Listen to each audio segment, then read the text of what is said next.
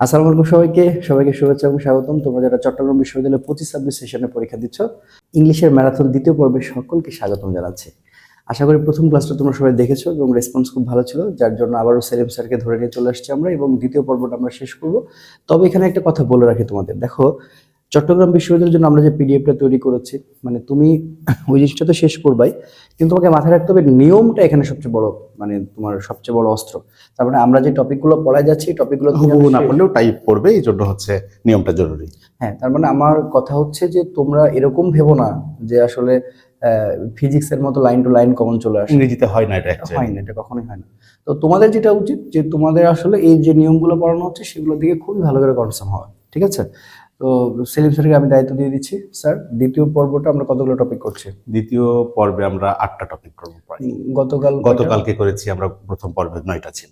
তাহলে এই বাকি 8টা করেন এবং এরপর আপনার কাছে আমার আরো একটা চাওয়া থাকবে, সেটা হচ্ছে যে আমরা 31 তারিখ মানে 1 তারিখে আমরা আরো বেশ কিছু কোশ্চেন নিয়ে আসবো, যে কোশ্চেনগুলো করলে সিমিলার যেন একটু মিল থাকে। আচ্ছা, চেষ্টা করবো। হ্যাঁ, তাহলে তোমরা মোটামুটি হয়তো ভাবছো যে কোশ্চিন কেন সলভ করছি না। এখন বিষয়টা হচ্ছে যে এই ক্লাসটা অনেক লম্বা হয়ে যাবে, হয়তো 12-14 ঘন্টা হয়ে যাবে। এই সময় এসে অন্য সাবজেক্টের পাশাপাশি এত বড় ক্লাস দেখা সম্ভব হবে কিনা, ওই জন্য কি কনসেপ্টগুলো একদম নেওয়া হয়েছে যেটা তোমার জন্য খুবই হেল্পফুল হবে এবং তোমার পরীক্ষার ঠিক আগ মুহূর্তে সবগুলো টপিক থেকে অন্তত ওই কোশ্চিনগুলো না পড়লেও যেন টাইপ মিলে যায়। কারণ অঙ্কের মতো 12 জায়গায় 13 দিলে তুমি তো পারবে ইনশাল্লাহ, তুমি যে সূত্র পেরে থাকো অঙ্কের, ইংরেজিটাও হচ্ছে তাই, কিন্তু অনেকটা সূত্রের মতোই। তাই ওই কোশ্চিনগুলো আমরা সলভ করে ফেলবো, যেগুলো তোমাদের জন্য আর্জেন্ট। প্রতি টপিক থেকে যতগুলো গ্রামার টপিক আমি আলোচনা করছি সবগুলো টপিক থেকেই কোশ্চিন নেওয়া হবে এবং কোন টাইপের কোশ্চিনগুলো আসতে পারে তার উপর বেস করে ইনশাল্লাহ নেওয়া হবে। ওকে স্যার, তাহলে শুরু করেন আর দেরি না করে। অবশ্যই। বোর্ডে এই মুহূর্তে তোমরা দেখতে পাচ্ছ যে কিছু শব্দ লেখা আছে।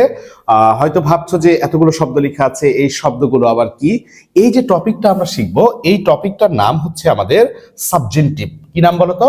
সাবজেন্টিভ। ওকে, এই টপিকটার নাম হচ্ছে সাবজেন্টিভ। সাবজেন্টিভ। ওকে, এই টপিকটার নাম হচ্ছে সাবজেন্টিভ। এখন বিষয়টা হচ্ছে যে সাবজেন্টিভ থেকে চট্টগ্রাম বিশ্ববিদ্যালয়ে অতীত কোশ্চিন অ্যানালাইসিস করলে যেটা দেখা যায়, বোর্ডে হচ্ছে কিছু লেখা তোমরা দেখতে পাচ্ছ অলরেডি লিখে রেখেছি এই জন্য যে একটু সময় সাপেক্ষ এবং অনেকগুলো শব্দ। তো এই যে শব্দগুলো লেখা আছে, এই শব্দগুলো দেখে হয়তো কিছুটা বিচলিত হচ্ছে যে কি আবার এখানে লেখা আছে, স্যার কি লিখছে, কিভাবে কি করতে হবে। খুবই সোজা, অল্প সময়ে জাস্ট 2-3 মিনিটে আমরা হচ্ছে এখানে যে লেখাগুলো আছে সেইটাকে ক্লিয়ার করে ফেলতে পারবো এবং টপিকটা কি সেটাও আমরা ক্লিয়ার হবো ইনশাল্লাহ। এই শব্দগুলো যে লেখা আছে, এই টপিকটার নাম হচ্ছে আমাদের সাবজেন্টিভ। টপিকটার নাম কি বলতো? সাবজেন্টিভ। খুবই বিস্ময়কর ভাবে চট্টগ্রাম বিশ্ববিদ্যালয়ের সাবজেন্টিভ থেকে অতীতে প্রায় একটা করে কোশ্চিন দেখা যাচ্ছে এই জায়গা থেকে এসছে। আর যেহেতু মার্কস এবার 10 বাড়ছে, সেটা বারবারই তোমাদের বলছি, সেই হিসাবে ধরলে এই সাবজেন্টিভ টপিকটা খুবই গুরুত্বপূর্ণ। এখন বিষয় হচ্ছে যে সাবজেন্টিভ যে শব্দগুলো আছে, এই শব্দগুলো অ্যাকচুয়ালি সাবজেন্টিভ তোমার হচ্ছে verb, subjunctive noun, subjunctive adjective, এই শব্দগুলো হয়। এখন বিষয়টা হচ্ছে খুবই ইজি করে জিনিসটা তোমাদের বলে দিই। দেখো এইখানে হচ্ছে কিছু শব্দ দেখতে পাচ্ছ, অ্যাডভাইস, আস্কড, তারপর হচ্ছে কমান্ড, ডিমান্ড, ডিগ্রি, ইনসিস্ট। পাচ্ছ কিনা দেখতে বলো? মুভ, প্রিফার, তারপরে হচ্ছে প্রপোজ, রিকোয়েস্ট, রিকোয়ার, সাজেস্ট। খেয়াল করে দেখো এই যে শব্দগুলো, আর্স, ইম্পর্টেন্ট, তারপর হচ্ছে ইম্পারেটিভ, তারপরে হচ্ছে ম্যান্ডেটরি, নেসেসারি, এইরকম হচ্ছে যত শব্দ, এই যে অব্লিগেটরি, রিকমেন্ডেড, দেখো যত শব্দ আছে, খেয়াল করে দেখো, একটু ভালো করে দেখো, এখানে যতগুলো শব্দ আছে এই সাবজেন্টিভ হিসাবে যতগুলো শব্দ আছে, এই শব্দগুলো একটা স্ট্রাকচার মেনে চলে। এই শব্দগুলো কি মেনে চলে বলতো? একটা স্ট্রাকচার মেনে চলে। তার মানে হচ্ছে আমি যদি খুবই সোজা ভাষায় তোমাদের বলি, তো এই কোনো সেন্টেন্সে যদি এই সাবজেন্টিভ ওয়ার্ডগুলো তুমি পেয়ে যাও, তাহলে তোমাকে যেটা করতে হবে 100% তোমাকে হচ্ছে ওই সেন্টেন্সের ভার্বের V1টাকে চুজ করতে হবে। কি চুজ করতে হবে বলতো? V1 হচ্ছে তোমার উত্তর হবে। দেখো V1 উত্তর হবে। খুবই চমৎকার। এই যে স্ট্রাকচার দুইটা দেয়া আছে, স্ট্রাকচার খুব একটা গুরুত্বপূর্ণ না, তুমি শুধু এই কথাটা মনে রাখো যে এইখানে যত শব্দ লেখা আছে সকল শব্দ হচ্ছে সাবজেন্টিভ শব্দ বা সাবজেন্টিভ ওয়ার্ড। এই শব্দগুলো যদি কোনো সেন্টেন্সে থাকে, তারপরে আমি যে ভার্বটা পাবো শতভাগ সেই ভার্বের V1 করব। তার মানে হচ্ছে S, ES, ING, V2, V3 কিচ্ছু করতে পারবো না, জাস্ট V1 করব। ওকে, এখন দেখো যে দুইটা স্ট্রাকচার আছে, একটু স্ট্রাকচারটা একটু আমরা অ্যানালাইসিস করি। বলছি প্রথমে সাবজেক্ট থাকবে, তারপর হচ্ছে এই যে সাবজেন্টিভ ওয়ার্ড, এই কথাটাই হলো গুরুত্বপূর্ণ। তার মানে হচ্ছে এই যতগুলো শব্দ আছে, যে কোনো একটা শব্দ যদি এই জায়গাতে থাকে, তারপরে একটা দ্যাট থাকবে। কি থাকবে বলতো? দ্যাট। তারপরে আবার কি থাকবে? সাবজেক্ট। এইবার এসে খেয়াল করে দেখো, বেস ফর্ম। কার বেস ফর্ম? এই ভার্বের বেস ফর্ম। তো আমি এত কথা যদি মনে নাও রাখি, আমি শুধু এই জায়গাটা যদি মনে রাখি যে এইখানে একটা সাবজেক্টিভ ওয়ার্ড যদি আমি পেয়ে যাই, তাহলে ওইখানকার ওই সেন্টেন্সের ভার্বের বেস ফর্ম দেব। এটা হচ্ছে কি কনসেপ্ট। এইবার দেখো আর একটা স্ট্রাকচার। সাবজেক্ট, যথারীতি সাবজেক্টিভ তোমার হচ্ছে ওয়ার্ড, তারপর হচ্ছে দ্যাট, তারপরে সাবজেক্ট। বাক্যটা যদি নেগেটিভ হয় তাহলে যে জিনিসটা করবা, নট, তারপরে হচ্ছে তুমি দিবা হচ্ছে বেস ফর্ম। দেখো, তার মানে হচ্ছে সাবজেক্টিভের ক্ষেত্রে আবারও বলছি, খুবই জোর দিয়ে বলছি, এই যে সমস্ত শব্দ বা যে সমস্ত সাবজেক্টিভ গুলো এই মুহূর্তে বোর্ডে তুমি দেখতে পাচ্ছ, এই শব্দগুলোর পরে তোমাকে যেটা করতে হবে, কোনো ভার্ব পেলে 100% ওই ভার্বটার V1 করতে হবে। আর যদি সেন্টেন্সটা নেগেটিভ হয়, তাহলে নট নেয়ার পরে হচ্ছে তোমাকে ওই ভার্বের বেস ফর্মটা নিতে হবে। চলো দুইটা এক্সাম্পল দেখে নিই, তাহলে আমাদের আরো পরিষ্কার হয়ে যাবে। এইবার খেয়াল করে দেখো, বলতেছি যে ইট সাজেস্ট দ্যাট। দেখো, সাবজেক্ট যে স্ট্রাকচারটা দেখলা, তারপরে সাবজেক্টিভ ওয়ার্ড সাজেস্ট, তারপরে হচ্ছে দ্যাট, তারপরে হচ্ছে দেখো সাবজেক্ট। এইবার খেয়াল করে দেখো, হওয়ার কথা কি ছিল এখানে? সাবজেক্ট হচ্ছে হি, থার্ড পারসন সিঙ্গুলার নাম্বার। হওয়ার কথা ছিল টেক্স। টেক্স কি হয়েছে? টেক্স হয়নি। কারণ যখন টেক্স হবে তখন সেটা প্রেজেন্ট ফর্ম হবে, কিন্তু V1 হবে না। একটা কথা সবসময় মনে রাখবা, যে V1টা হচ্ছে একটা ভার্বের ভিত্তি ফর্ম বা জন্ম ফর্ম। মনে করো যে এই টেক ভার্বটা গ্রামারে কিন্তু টেক হিসাবেই এসছে। আমাদের প্রয়োজনে একে আমরা টেক্স করি, তারপর হচ্ছে টু টেক করি, করি কিনা বলো? তারপরে হচ্ছে আমরা টেকিং করি, হ্যাজ টেকেন করি, হ্যাভ টেকেন করি, করি এরকম। কিন্তু V1 মানে ওই ভার্বের সাথে কোনো কিছুর অ্যাটাচ থাকবে না। তাই হি থার্ড পারসন সিঙ্গুলার নাম্বার হলেও এইখানে সাবজেক্টিভ ওয়ার্ড যেহেতু আমি সাজেস্ট পেয়ে গেছি, আমার ভার্বের শতভার্ব হচ্ছে V1 করতে হবে। দেখো পরিষ্কার কিনা জিনিসটা। আরেকটা দেখো যে আই রিকমেন্ড দ্যাট। দেখো ওই স্ট্রাকচারে যাচ্ছে আর কি, কিন্তু আমি অত কথা মনে রাখবো না, সহজ করবো। এই যে সাবজেক্টিভ শব্দটা পেয়েছি, এরপরে ভার্বের কি হবে বলতো? এরপরে হচ্ছে ভার্বের হচ্ছে আমাদের V1 হয়ে যাবে, ভার্বের V1 হবে। হি থার্ড পারসন সিঙ্গুলার নাম্বার, হওয়ার কথা কি ছিল? গোজ হওয়ার কথা ছিল, কিন্তু গোজ কি হয়েছে? ধরো আমরা কি বলি যে হি গোজ টু স্কুল। খেয়াল করে দেখো, হি গোজ টু স্কুল। এই জায়গাতে কেন গোজ হলো? কারণ এখানে কোনো সাবজেক্টিভ ওয়ার্ড নাই, কোনো সাবজেক্টিভ ওয়ার্ড নাই, যে he third person singular number আমরা গোস করছি। কিন্তু এখানে যতই he third person singular, I, he, যে সাবজেক্ট থাকুক না কেন, ভার্বের একদম হচ্ছে আমাদের V1 অথবা বেস ফর্ম যেটাকে আমরা বলি। আর একটা কনসেপ্ট এই জায়গাতে তোমাদের একটু জানিয়ে রাখা ভালো, সেটা হচ্ছে যে যদি দ্যাট না থাকে, দেখো স্ট্রাকচারে কিন্তু দ্যাট আছে আমাদের, যদি দ্যাট না থাকে সেটার উত্তর হবে ইনফিনিটিভ। সেটার উত্তরটা কি হবে বলো তো? ইনফিনিটিভ। ইনফিনিটিভ কি বলো? ইনফিনিটিভটা হচ্ছে 2 + V1। 2 + V1। দেখো বেস ফর্মের আগে কিন্তু 2 থাকে না, কিন্তু যদি দ্যাট না থাকে, বাক্যে যদি কি না থাকে? দ্যাট না থাকে, তখন তুমি উত্তর করবা হচ্ছে ইনফিনিটিভ 2 + V1। যেমন হচ্ছে ধরো টু গো, তারপর হচ্ছে টু প্লে, টু মুভ, ঠিক আছে না? তার মানে হচ্ছে দ্যাট না থাকলে আমরা হচ্ছে ইনফিনিটিভ করব, আর দ্যাট যদি থাকে তাহলে আমরা কি করব? ভার্বের একদম বেস ফর্ম করব। চলো সাবজেক্টিভটা আমরা হচ্ছে এক ঝলকে রিভিশন করে ফেলি। তাহলে সাবজেক্টিভ কিছু শব্দ আমরা দেখলাম। আমাদের কোর কনসেপ্টটা হচ্ছে যে সাবজেক্টিভ যদি কোনো সেন্টেন্সে থাকে, তারপরে যদি কোনো ভার্ব আসে, চোখ বন্ধ করে সেই ভার্বটার আমরা V1 করব। আর সেন্টেন্সটা যদি নেগেটিভ হয়, তাহলে নট, তারপরে হচ্ছে V1। অপশন যেমনি থাকবে ওইভাবে আমি চুজ করে নিব। আর সেন্টেন্স সাবজেক্টিভ আছে কিন্তু সেন্টেন্সটাতে দ্যাট নাই, তখন উত্তর হবে ইনফিনিটিভ। ইনফিনিটিভ মানে হলো 2 + V1। আমি আরেকবার বলছি, এই সাবজেক্টিভ শব্দগুলো যদি থাকে, তাহলে 100% তোমাকে ভার্বের V1 করতে হবে পজিটিভ বাক্যের ক্ষেত্রে। বাক্যটা নেগেটিভ হলে নট প্লাস V1, আর বাক্যটাতে দ্যাট না থাকলে তোমাকে নিতে হবে ইনফিনিটিভ বা 2 + V1। দেখো সাবজেক্টিভ ক্লিয়ার। আশা রাখি যে এই সাবজেক্টিভ থেকে একটা মার্ক ইনশাআল্লাহ আমরা পাবো বলে বিশ্বাস করি, এই সাবজেক্টিভ থেকে ইনশাআল্লাহ। দেখো এখন আমরা আরেকটা গুরুত্বপূর্ণ একটা ছোট্ট টপিক পড়বো, সেটা হচ্ছে সিকোয়েন্স অফ টেন্স। আমরা টেন্স জানি, কিন্তু সাবজেক্টিভের পরে আমরা পড়বো এখন হচ্ছে সিকোয়েন্স অফ টেন্স। দেখো সিকোয়েন্স অফ টেন্স। দেখো সিকোয়েন্স অফ টেন্স এই টপিকটাও হচ্ছে খুবই মনোমুগ্ধকর এবং ছোট্ট একটা টপিক। এখন দেখো যে সিকোয়েন্স অফ টেন্স পড়তে গেলে আমাদের হচ্ছে একটু ক্লজটা বোঝা লাগবে। তো ক্লজ তো আমরা করছি, প্রথম টপিকই ছিল আমার প্রথম পর্বের যে ক্লজ ছিল। এখন বিষয়টা হচ্ছে আমরা দেখো যে স্ট্রাকচার বা মিনিং অনুসারে একটু বলাই লাগছে এখানে, যে স্ট্রাকচার বা মিনিং অনুসারে কিন্তু আমাদের সেন্টেন্স হচ্ছে 3 প্রকার। কত বলো তো? 3 প্রকার, সিম্পল, কমপ্লেক্স এবং হচ্ছে কম্পাউন্ড। সিম্পল, কমপ্লেক্স এবং হচ্ছে কম্পাউন্ড। তো সিম্পল সেন্টেন্সে একটা সাবজেক্ট এবং একটা ফাইনাইট ভার্ব থাকে, আর কমপ্লেক্স সেন্টেন্সের ক্লজ সংখ্যা 2টা। ক্লজ মানে হচ্ছে বাক্যের অংশ। কম্পাউন্ড সেন্টেন্সেরও হচ্ছে ক্লজ সংখ্যা 2টা। তো কমপ্লেক্স সেন্টেন্সের 2টা ক্লজের একটার নাম হচ্ছে প্রিন্সিপাল ক্লজ, একটার নাম কি বলতো? Principal clause. আরেকটার নাম হচ্ছে সাবঅর্ডিনেট ক্লজ, সাবঅর্ডিনেট ক্লজ। আর কম্পাউন্ড সেন্টেন্সেও 2টা ক্লজ থাকে, 2টা ক্লজই সমতুল্য বা সমান, কেউ কারো উপর নির্ভরশীল নয়, বিধায় 2টা ক্লজের নামই হচ্ছে কোঅর্ডিনেট ক্লজ। কোঅর্ডিনেট মানেই হলো সমতুল্য বা সমান। এইবার আমার এইখানে যেটা প্রয়োজন সেটা হচ্ছে একটু কমপ্লেক্স সেন্টেন্সটাতে প্রয়োজন। খেয়াল করে দেখো, আমরা কমপ্লেক্স সেন্টেন্স বা জটিল বাক্যের 2টা অংশ থাকবে। একটা অংশের নাম হচ্ছে প্রিন্সিপাল ক্লজ, একটা হচ্ছে সাবঅর্ডিনেট ক্লজ। প্রিন্সিপাল মানে হচ্ছে মুখ্য বা প্রধান, অর্থাৎ যে অংশটা স্বাধীনভাবে অর্থ দিতে পারবে। আর সাবঅর্ডিনেট ক্লজ মানে হচ্ছে অধীনস্থ, অর্থাৎ প্রিন্সিপাল ক্লজের অধীনে হচ্ছে সাবঅর্ডিনেট ক্লজটা থাকবে। সিকোয়েন্স অফ টেন্সে একটু এই জিনিসটুকু আলোচনা না করে নিলে তোমার বুঝতে কঠিন হতে পারে।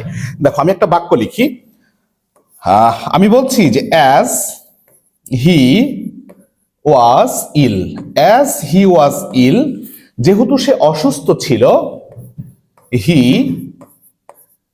Could not go to college, he could not go to college. কথাটা ভালো করে বুঝো, এই বাক্যটা হচ্ছে একটা কমপ্লেক্স সেন্টেন্স বা জটিল বাক্য, এবং বাক্যটাতে হচ্ছে 2টা অংশ আছে। দেখো, কমার আগের একটা অংশ এবং কমার পরে হচ্ছে আর একটা অংশ। এখন দেখো তো, একটু মিনিং করে দেখো যে কোন অংশটা স্বাধীনভাবে অর্থ দিতে পারে, সেটা হচ্ছে প্রিন্সিপাল ক্লজ। দেখো আমি বলছি অ্যাজ হি ওয়াজ ইল, যেহেতু সে অসুস্থ ছিল। দেখো ভাব পূরণ করতে পারছে না, অর্থ পূরণ হচ্ছে না। যেহেতু সে অসুস্থ ছিল, তো অসুস্থ থেকে কি হয়েছে? মারা গেছে, সে স্কুলে যায়নি, কলেজে যায়নি, এটা কিন্তু বোঝাতে পারছে না। কিন্তু পরের অংশটা দেখো, বলছি he could not go to college, আমি বলছি সে কি কলেজে গিয়েছিল? তুমি বলছো সে কলেজে যেতে পারেনি, he could not go to college. তার মানে এই অংশটা আমার পূর্ণ ভাব প্রকাশ করতে পারছে। যেইটা পূর্ণ ভাব প্রকাশ করতে পারবে সেটা হচ্ছে আমার প্রিন্সিপাল ক্লজ। কোন ক্লজ বলো তো? এটা হচ্ছে আমার principal clause.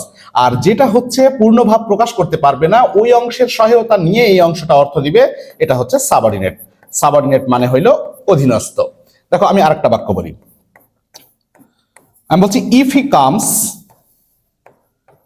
He comes I will go, if he comes I will go. কথাটা ভালো করে বুঝো। দেখো এইটা হচ্ছে একটা অংশ, ঠিক কিনা? এইটা হচ্ছে একটা অংশ।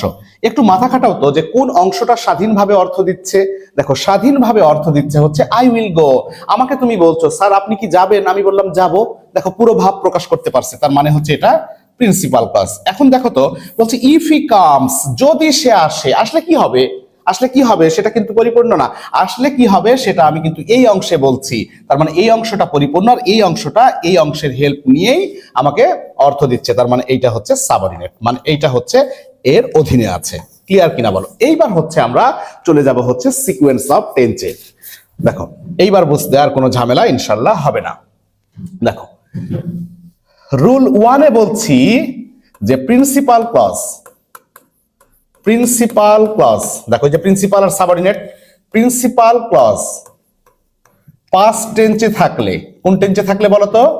পাস্ট টেন্স এ থাকলে, প্রিন্সিপাল ক্লজ পাস্ট টেন্স এ থাকলে, প্রিন্সিপাল ক্লজ পাস্ট টেন্সে থাকলে সাবঅর্ডিনেট ক্লজ হবে যে কোনো পাস্ট টেন্সে। কথাটা খুব ভালো করে বুঝো। পাস্ট টেন্স কয় প্রকার? 4 প্রকার। যে কোনো পাস্ট টেন্সে, যে কোনো পাস্ট টেন্স এ। পরিষ্কার কিনা জিনিসটা বলো? যদি প্রিন্সিপাল ক্লজটা পাস্ট টেন্সে থাকে, কোন টেন্সে থাকে একটু ভালো করে দেখো। প্রিন্সিপাল ক্লজটা যদি আমাদের পাস্ট টেন্সে থাকে, প্রিন্সিপাল ক্লজটা যদি আমার কোন টেন্সে থাকে? পাস্ট টেন্সে থাকে, তাহলে সাবঅর্ডিনেট ক্লজটা হবে দেখো যে কোনো পাস্ট টেন্সে, যে কোনো পাস্ট টেন্সে। তো পাস্ট টেন্স কত প্রকার? পাস্ট টেন্স হচ্ছে 4 প্রকার। তার মানে প্রিন্সিপাল ক্লজটা যদি পাস্ট টেন্সে হয়, সাবঅর্ডিনেট ক্লজ হতে পারবে past indefinite, past continuous, past perfect বা পাস্ট পারফেক্ট কন্টিনিউয়াস। একটা এক্সাম্পল লিখি, দেখো বুঝতে সুবিধা হবে। আমি বলছি যে হি সেইড দ্যাট, দেখো প্রিন্সিপাল ক্লজটা পাস্ট টেন্সে, প্রিন্সিপাল ক্লজটা হচ্ছে আমার পাস্ট টেন্সে। এবার হচ্ছে সাবঅর্ডিনেট ক্লজ হবে যে কোনো পাস্ট টেন্সে, মানে 4 প্রকার 1 প্রকার করলেই হবে। দেখো তাহলে আমি বলছি he said that he did it, দেখো আমি পাস্ট ইনডিফিনিটে করলাম। আবার বলছি যে হি said that he was doing it, কথাটা ভালো করে বুঝো। এবার কিন্তু হচ্ছে পাস্ট কন্টিনিউয়াসে করলাম, বলছি he said that he had, past perfect নিচ্ছে এবার, হ্যাড ডান ইট। দেখো পাস্ট পারফেক্ট, বলছি he said that he, past perfect কন্টিনিউয়াসে নিচ্ছি এবার, হ্যাড বিন ডুইং ইট। দেখছো ভাবা যায়? তার মানে হচ্ছে আমার প্রিন্সিপাল ক্লজ যদি পাস্ট টেন্সে থাকে, তাহলে আমার সাবঅর্ডিনেট ক্লজ হবে যে কোনো পাস্ট টেন্সে, অর্থাৎ অপশনটা আমাকে দেখতে হবে। অন্যান্য অপশনগুলো হয়তো অন্য টেন্সে রাখা হবে, কিন্তু সাবঅর্ডিনেট ক্লজ যদি আমার পাস্ট টেন্সে থাকে, প্রিন্সিপাল ক্লজ যদি পাস্ট টেন্সে থাকে, তাহলে সাবঅর্ডিনেট ক্লজ পাস্ট ইনডিফিনিট হতে পারবে, পাস্ট কন্টিনিউয়াস হতে পারবে, পাস্ট পারফেক্ট হতে পারবে, পাস্ট পারফেক্ট কন্টিনিউয়াস হতে পারবে। এবং সিকোয়েন্স অফ টেন্সের জাস্ট 2-3টা নিয়ম, এর মধ্যে হচ্ছে এই নিয়মটাই হচ্ছে সবচেয়ে সিগনিফিকেন্ট। আশা করি বুঝতে পারছো। এইবার হচ্ছে দেখো যে প্রিন্সিপাল ক্লজ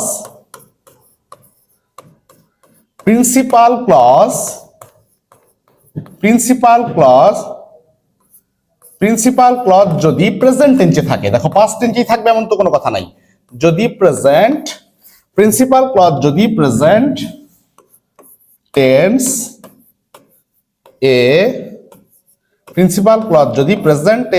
এ থাকে, তাহলে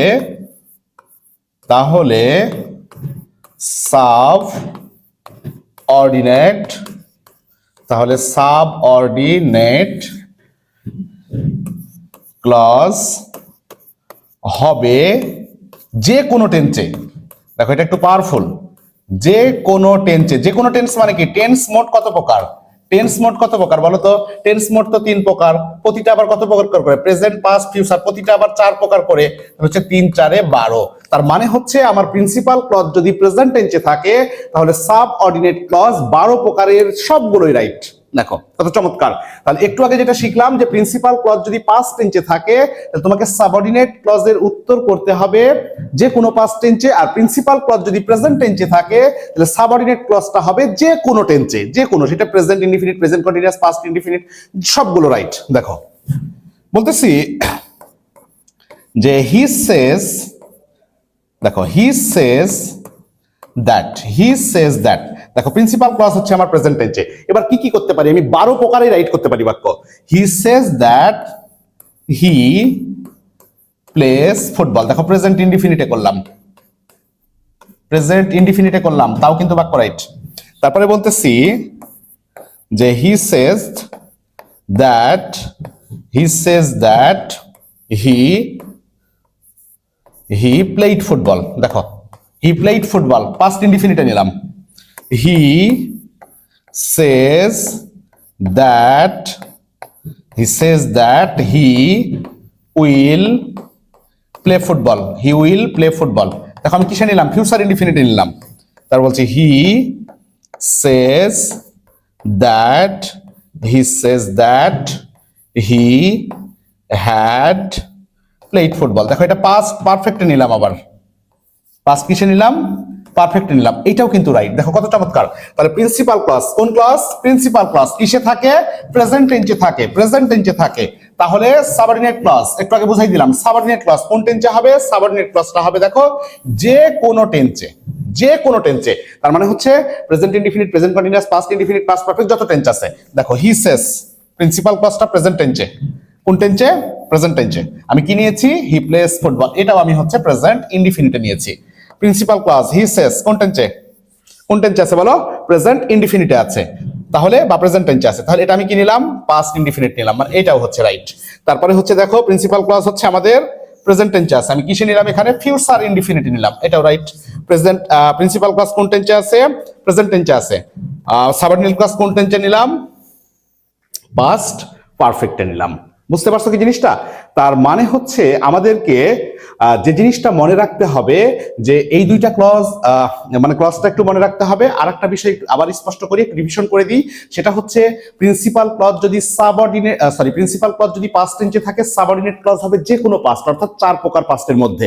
আর প্রিন্সিপাল ক্লজ যদি প্রেজেন্ট টেন্সে হয় তাহলে সাবঅর্ডিনেট ক্লজ হবে যে কোনো টেন্সে।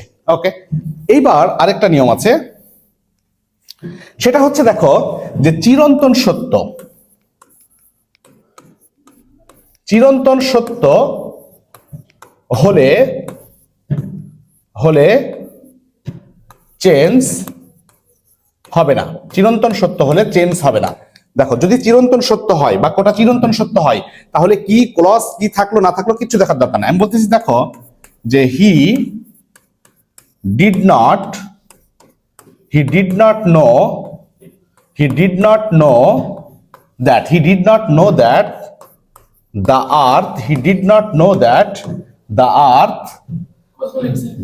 earth moves round the sun। তাহলে এই জায়গাতে খেয়াল করে দেখো যে বাক্যটা হচ্ছে কি চিরন্তন সত্য। কোনটা চিরন্তন সত্য? The earth moves round the sun. এখন দেখো খেয়াল করে যে আমার প্রিন্সিপাল ক্লজ কিন্তু ডিড, তার মানে হচ্ছে পাস্ট টেন্সে আছে। তো আমার প্রিন্সিপাল ক্লজ যতই হচ্ছে আমার পাস্ট টেন্সে থাকুক, চিরন্তন সত্য হওয়ার কারণে এই জায়গাতে ভার্বটা দেখো মুভস। কিন্তু একটু আগে কি শিখলা যে প্রিন্সিপাল ক্লজ যদি পাস্ট টেন্সে থাকে তাহলে এটা যে কোনো পাস্ট হওয়ার কথা, তার মানে প্রেজেন্ট হওয়ার কথা না, এখানে কিন্তু হচ্ছে, তার মানে হচ্ছে এটা চিরন্তন সত্য বাক্য। অর্থাৎ চিরন্তন সত্য হলে সেটা রাইট ফর্ম অফ ভার্বসে হোক, ন্যারেশনে হোক, বা এই সিকোয়েন্স অফ টেন্সে হোক, কোনো জায়গাতেই সেটা চেঞ্জ হয় না, সেটা হচ্ছে প্রেজেন্ট ইনডিফিনিটে করতে হয়। আরেকবার রিভাইজ করে দিই, সেটা হচ্ছে যে সিকোয়েন্স অফ টেন্স হচ্ছে একটা টেন্সের ধারাবাহিকতা। প্রিন্সিপাল ক্লজ পাস্ট টেন্সে হলে সাবঅর্ডিনেট ক্লজ হবে যে কোনো টেন্সে, প্রিন্সিপাল ক্লজ প্রেজেন্ট টেন্সে হলে সাবঅর্ডিনেট ক্লজ হবে যে কোনো প্রিন্সিপাল ক্লজ পাস্ট টেন্সে হলে সাবঅর্ডিনেট হবে যে কোনো পাস্টে, আর প্রিন্সিপাল ক্লজ যদি আমার হচ্ছে প্রেজেন্ট টেন্সে হয় তাহলে হবে যে কোনো টেন্সে। আর চিরন্তন সত্য এমন ক্ষেত্রগুলোতে কোনো অবস্থাতেই এটার পরিবর্তন বা চেঞ্জ আনা যাবে না। ওকে, এখন দেখো, এখন যাব হচ্ছে আমরা একটু ডিগ্রির মধ্যে। কোথায় যাব বলো তো? ডিগ্রিতে। দেখো ডিগ্রি থেকেও হচ্ছে কোশ্চিন এসে যেতে পারে। এখন বিষয়টা হচ্ছে যে এই ডিগ্রি শব্দের অর্থ হচ্ছে মাত্রা বা তারতম্য। এই ডিগ্রিটাকে ভাগ করা হয় 3 ভাগে। কয় ভাগে ডিগ্রিকে ভাগ করা হয়? 3 ভাগে। একটা হচ্ছে পজিটিভ, কি বলতো? পজিটিভ। তারপরে হচ্ছে কম্পারেটিভ, পজিটিভ, তারপরে হচ্ছে কম্পারেটিভ, তারপরে হচ্ছে সুপারলেটিভ, তারপরে হচ্ছে সুপারলেটিভ। দেখো এই ডিগ্রিটাকে আমরা কয় ভাগে ভাগ করছি? ডিগ্রিটাকে ভাগ করছি হচ্ছে 3 ভাগে, পজিটিভ, কম্পারেটিভ এবং হচ্ছে সুপারলেটিভ। খুব কথাগুলো ভালো করে শোনো। পজিটিভ ডিগ্রিতে যেটা হয় সেটা হচ্ছে একটা নির্দিষ্ট মানুষ, ব্যক্তি বা বস্তুর হচ্ছে দোষ বা গুণের কথা বলা হয়, নির্দিষ্ট মানুষ, ব্যক্তি বা বস্তুর। আর কম্পেয়ার মানেই যেহেতু তুলনা, সেহেতু কম্পারেটিভ ডিগ্রিতে যেটা করা হয় একজনের সাথে আরেকজনের, বা একটা বস্তুর সাথে আরেকটা বস্তু, বা একজনের সাথে অনেকের তুলনা করা হয়। কেমন তুলনা করা হয়? আমি বলছি যে Rahim is better than Karim, Rahim is better than Karim, Rahim হচ্ছে করিমের থেকে ভালো। তার মানে হচ্ছে কম্পারেটিভ ডিগ্রি সরাসরি কি করবে? তুলনা করবে একটা ব্যক্তি বা বস্তুর সাথে আরেকটা ব্যক্তি বা বস্তুর, বা একজনের সাথে অনেকের, বা এক বস্তুর সাথে অনেক বস্তুর। তারপরে হচ্ছে দেখো সুপারলেটিভ। সুপারলেটিভটা হচ্ছে খুবই সুপ্রিম, পাওয়ারফুল। তো সুপারলেটিভ ডিগ্রি যেটা করে সেটা হচ্ছে অনেকের মধ্যে থেকে একজনকে বেছে নেয়। অনেকের মধ্যে থেকে কি করে বলতো? একজনকে চুজ করে নেয় বা বেছে নেয়। কিভাবে? আমি বলছি যে রনি এই ক্লাসের সবচেয়ে লম্বা ছেলে, সুমি এই ক্লাসের সবচেয়ে মেধাবী মেয়ে। খেয়াল করে দেখো। তারপর রনি এই গ্রামের সবচেয়ে মেধাবী ছেলে। তার মানে হচ্ছে দেখো যে সুপারলেটিভ ডিগ্রির ক্ষেত্রে অনেকের মধ্যে থেকে, সেটা লম্বা, খাটো, জ্ঞানী, মূর্খ, যেটাই বলি না কেন, কোনো একটা গুণে গুণান্বিত করে যখন আমরা বেছে নিব তখন সেটা হবে সুপারলেটিভ, রাইট? আর যে কম্পারেটিভ ডিগ্রিতে হবে একজনের সাথে আরেকজনের তুলনা বা অনেকের তুলনা। আর পজিটিভ হচ্ছে একটা নির্দিষ্ট ব্যক্তি বা মানুষের দোষ বা গুণের কথা বলা হবে। ওকে, এটা হচ্ছে আমাদের ডিগ্রির 3টা প্রকার। এখন ডিগ্রি থেকে কোশ্চিন কিভাবে আসে? বা কোশ্চিন আসার ধরনটা কি দেখো, ডিগ্রি থেকে কোশ্চিন আসার ধরন বা টাইপ হচ্ছে মাত্র দুই ভাবে কোশ্চিনটা এখান থেকে হতে পারে। কিভাবে হতে পারে সেটা বলছি। একটা হচ্ছে ডিগ্রির যে শব্দগুলো আছে, যে পজিটিভ একটা ডিগ্রি দিল মানে হচ্ছে শব্দ দিয়ে বললো এর সুপারলেটিভ কি, বা কম্পারেটিভ দিল দিয়ে বললো যে এর হচ্ছে পজিটিভটা কি, এটা একটা। আর একটা হচ্ছে সরাসরি আমাদের যেটা করতে পারে সেটা হচ্ছে ডিগ্রির একটা বাক্য থাকতে পারে যে কম্পারেটিভে আছে সুপারলেটিভ করতে হবে, বা সুপারলেটিভ আছে কম্পারেটিভ করতে হবে বা পজিটিভ করতে হবে। আমরা দুইটা স্টেপই শিখে ফেলি। এখন এই জায়গা থেকে আমাদের পড়ার ধরন যেটা হবে যে প্রিভিয়াস ইয়ার যে কোশ্চিন গুলো আছে ডিগ্রি থেকে কোশ্চিন আসবেই এমন গ্যারান্টি না থাকলেও 1 মার্কস হয়তো এখান থেকে পেতে পারো। সেই ক্ষেত্রে যেটা করবে যে প্রিভিয়াস ইয়ার কোশ্চিন গুলো একটু দেখে ফেলবে। দেখো মোস্ট অফ দা ক্ষেত্রে ডিগ্রিটা চেঞ্জ হয় ইয়ার এবং ইএসটি দিয়ে। ধরো মনে করো বিগ, এটা তো পজিটিভ, কোনো সন্দেহ নাই। তো বিগ থেকে আমরা কি করব, বিগার, দেখো ইয়ার যুক্ত হচ্ছে, তারপর হচ্ছে কি হচ্ছে বিগেস্ট, ইএসটি যুক্ত হচ্ছে। তো মোস্ট অফ দা ক্ষেত্রেই এই জিনিসটা হয়, ঠিক আছে। যেমন হচ্ছে ধরো স্মল, স্মল থেকে কি হবে স্মলার, স্মল থেকে হবে স্মলার, তারপরে হচ্ছে স্মলেস্ট, তারপরে হচ্ছে কি বলতো স্মলেস্ট। ওকে, ধরো টল, টল থেকে কি করবা টলার, টল টলার, তারপরে হচ্ছে টলেস্ট, তারপরে হচ্ছে টলেস্ট। তাহলে খেয়াল করে দেখো যে ম্যাক্সিমাম ক্ষেত্রেই ডিগ্রিগুলো চেঞ্জ হচ্ছে ইয়ার এবং ইএসটি যোগ করে, ইয়ার এবং ইএসটি যোগ করে। কিন্তু মজার বিষয়টা হচ্ছে যে এত সহজ কি আমাদের দিবে, এত সহজ হয়তো আমাদের দিবে না। এখন বিষয়টা হচ্ছে দেখো যে এইগুলো তো আমরা অবশ্যই দেখব, পাশাপাশি যে জিনিসটা করতে হবে দেখো যে তোমরা আমাদের হচ্ছে যারা পিডিএফ নিয়েছো সেখানে ডিগ্রি খুব সুন্দর করে আলোচনা করে দেওয়া হয়েছে, সেই জায়গাতে খুব ভালো করে বুঝতে পারবে। এখন ক্লাসে বা এই মুহূর্তে ধরো পরীক্ষা একদম সন্নিকটে, মানে পুরো জিনিসটা তো ইয়ে করা যাচ্ছে না, তারপরে আমরা যেটা হচ্ছে খুবই গুরুত্বপূর্ণ সেই টপিকগুলো ইনশাল্লাহ আলোচনা করছি। এখন দেখো ধরো বললো যে অনেস্ট, কি বললো বলো তো অনেস্ট। ওকে, এখন অনেস্ট থেকে এর কম্পারেটিভ কি হবে, দেখো অনেস্ট আর অনেস্টেস্ট এগুলো তো হয় না। যখন এই অনেস্ট পজিটিভে আছে, কিসে আছে পজিটিভে, তো অনেস্ট থেকে হবে কি বলতো মোর অনেস্ট, অনেস্ট থেকে হবে হচ্ছে মোর অনেস্ট, তারপরে সুপারলেটিভটা হবে আবার মোস্ট অনেস্ট। কথাটা কি বুঝতে পারছো? তার মানে হচ্ছে তোমাদের পিডিএফ এ যেগুলো দেয়া আছে সেইগুলো খুব পরিপূর্ণভাবে পড়লে ইন টোটাল কিন্তু ওই জায়গাতে সব দেয়া আছে। এখানে ধরো ক্লাসে সব শব্দ লিখতে গেলে শুধু ডিগ্রি পড়তেই 3 ঘন্টা লাগবে। ধরো অ্যাক্টিভ, ঠিক আছে অ্যাক্টিভ। এখন অ্যাক্টিভের কি হয়, অ্যাক্টিভ আর অ্যাক্টিভেস্ট হয় তা কিন্তু হয় না। কি হয় বলো তো মোর অ্যাক্টিভ। দেখো মোর অ্যাক্টিভ এগুলো কিন্তু ব্যতিক্রম, আর এইগুলাই কিন্তু তোমাকে দিবে। তারপরে হচ্ছে কি বলতো মোস্ট অ্যাক্টিভ। কথাটা কি বুঝাইতে পারছি? তার মানে হচ্ছে আমরা যে জিনিসটা করব সেটা হচ্ছে যে ডিগ্রির আমরা শাব্দিকভাবে যদি পরিবর্তন চেয়ে থাকে তাহলে এই জায়গা থেকে ডিগ্রি আমরা পড়েছি এসএসসি বা ছোট ক্লাসে বা ইন্টারমিডিয়েটে, তো সেইখানে আমরা হচ্ছে যে প্রশ্ন ব্যাংক যেটা আছে বা আমার যেটা তোমার হচ্ছে ক্লাস তো পাবলিক, এটা হচ্ছে যারা আমাদের পিডিএফ নাওনি তারা হচ্ছে যে একটু পড়ে নিও একটা সোর্স, কোন সোর্স থেকে, বা প্রিভিয়াস ইয়ার কোশ্চিন গুলো। আর পিডিএফ যাদের হাতে আছে তাদের দুশ্চিন্তার ইনশাল্লাহ কোনো কারণ নাই, কারণ খুব সুন্দর করে সেই জায়গাতে এই টপিকগুলো সবই আমাদের দেয়া আছে। তাহলে আমি যেটা বোঝাতে চাচ্ছি সেটা হচ্ছে ডিগ্রির যদি শাব্দিক কোশ্চিন আসে বা ওয়ার্ড, একটা ওয়ার্ড দিয়ে আরেকটা ওয়ার্ডের কম্পারেটিভ বা সুপারলেটিভ চাই, কারণ অনেক সময় হয়তো বলবে যে মোর অনেস্ট, এই মোর অনেস্টের হচ্ছে সুপারলেটিভটা কি, তখন কি হবে মোস্ট অনেস্ট। বা হয়তো বললো যে মোস্ট অ্যাক্টিভের কম্পারেটিভ কি, তখন হচ্ছে মোর অ্যাক্টিভ। বা মোর অ্যাক্টিভের পজিটিভ কি, তখন হচ্ছে অ্যাক্টিভ। কথাটা বুঝতে পারছো? তার মানে হচ্ছে আমরা এইভাবে করে চেঞ্জ করব। আর একটা জিনিস তোমাদের আমি শিখাই সেটা হচ্ছে যে এইটা আরেকটা জিনিস বলছি, এইটা আসার সম্ভাবনা কিন্তু 90%। অতীত কোষ্ঠী মানে এইটা বলতে এই টাইপের মানে শব্দ চেঞ্জ, এইটা হচ্ছে 90% সম্ভাবনা। আর 10% আমাদের সম্ভাবনা আছে হচ্ছে তোমার সেন্টেন্স দিয়ে সেটাকে পরিবর্তন। এখন বিষয়টা হচ্ছে দেখো যে বিষয়টা দাঁড়াচ্ছে সেটা হচ্ছে যে সেন্টেন্স পরিবর্তনে হিউজ রুল, যে পজিটিভ থেকে কম্পারেটিভ, কম্পারেটিভ থেকে সুপারলেটিভ, পজিটিভ সুপারলেটিভ থেকে পজিটিভ কম্পারেটিভ, নানান রকম। এইটা হচ্ছে আমরা জাস্ট একটা শখের মাধ্যমে খুবই অল্প কথায় শিখে ফেলবো। একটু মনোযোগ দাও, দেখো হয়ে যাবে।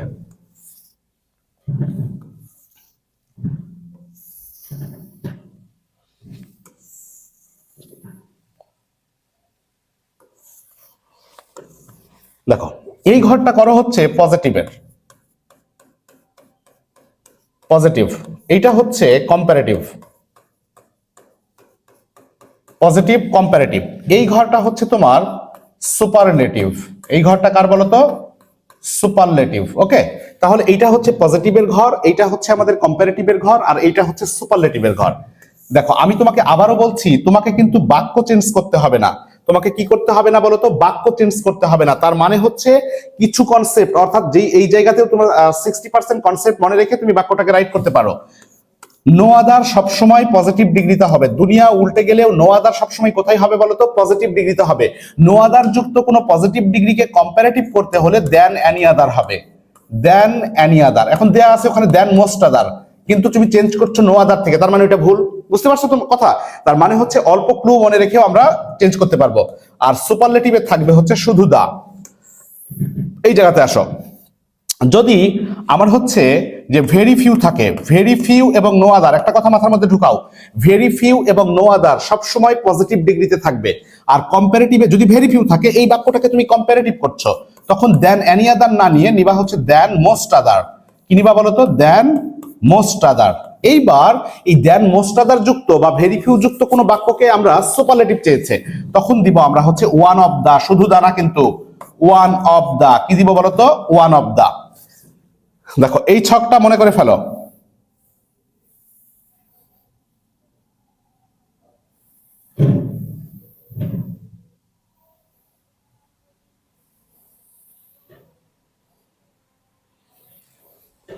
দেখো এই ছকটা কি ক্লিয়ার? দেখো এই ছকটা ক্লিয়ার কিনা দেখো। আমি আবারও বলছি যে নো আদার এবং ভেরি ফিউ থাকবে সবসময় পজিটিভে, কম্পারেটিভে থাকবে হচ্ছে দেন এনি আদার বা দেন মোস্ট আদার, সুপারলেটিভে থাকবে হচ্ছে দা এবং ওয়ান অফ দা। এই লাইন দিয়েই চলবে। কথাটা ভালো করে বুঝো। মানে নো আদার যুক্ত কোনো বাক্যকে কম্পারেটিভ করব মানে দেন এনি আদার, নো আদার যুক্ত কোনো বাক্যকে আমি সুপারলেটিভ করব তখন দা, দা যুক্ত কোনো বাক্যকে আমি কম্পারেটিভ করব তখন দেন এনি আদার, দেন এনি আদার যুক্ত কোনো বাক্যকে সুপারলেটিভ করব দা, দা যুক্ত কোনো বাক্যকে পজিটিভ করব তখন নো আদার। ওপরের ঘরের লাইনে চলবে। কথা পরিষ্কার? এবার দেখো, যদি ভেরি ফিউ থাকে বাক্যটা কি? পজিটিভ।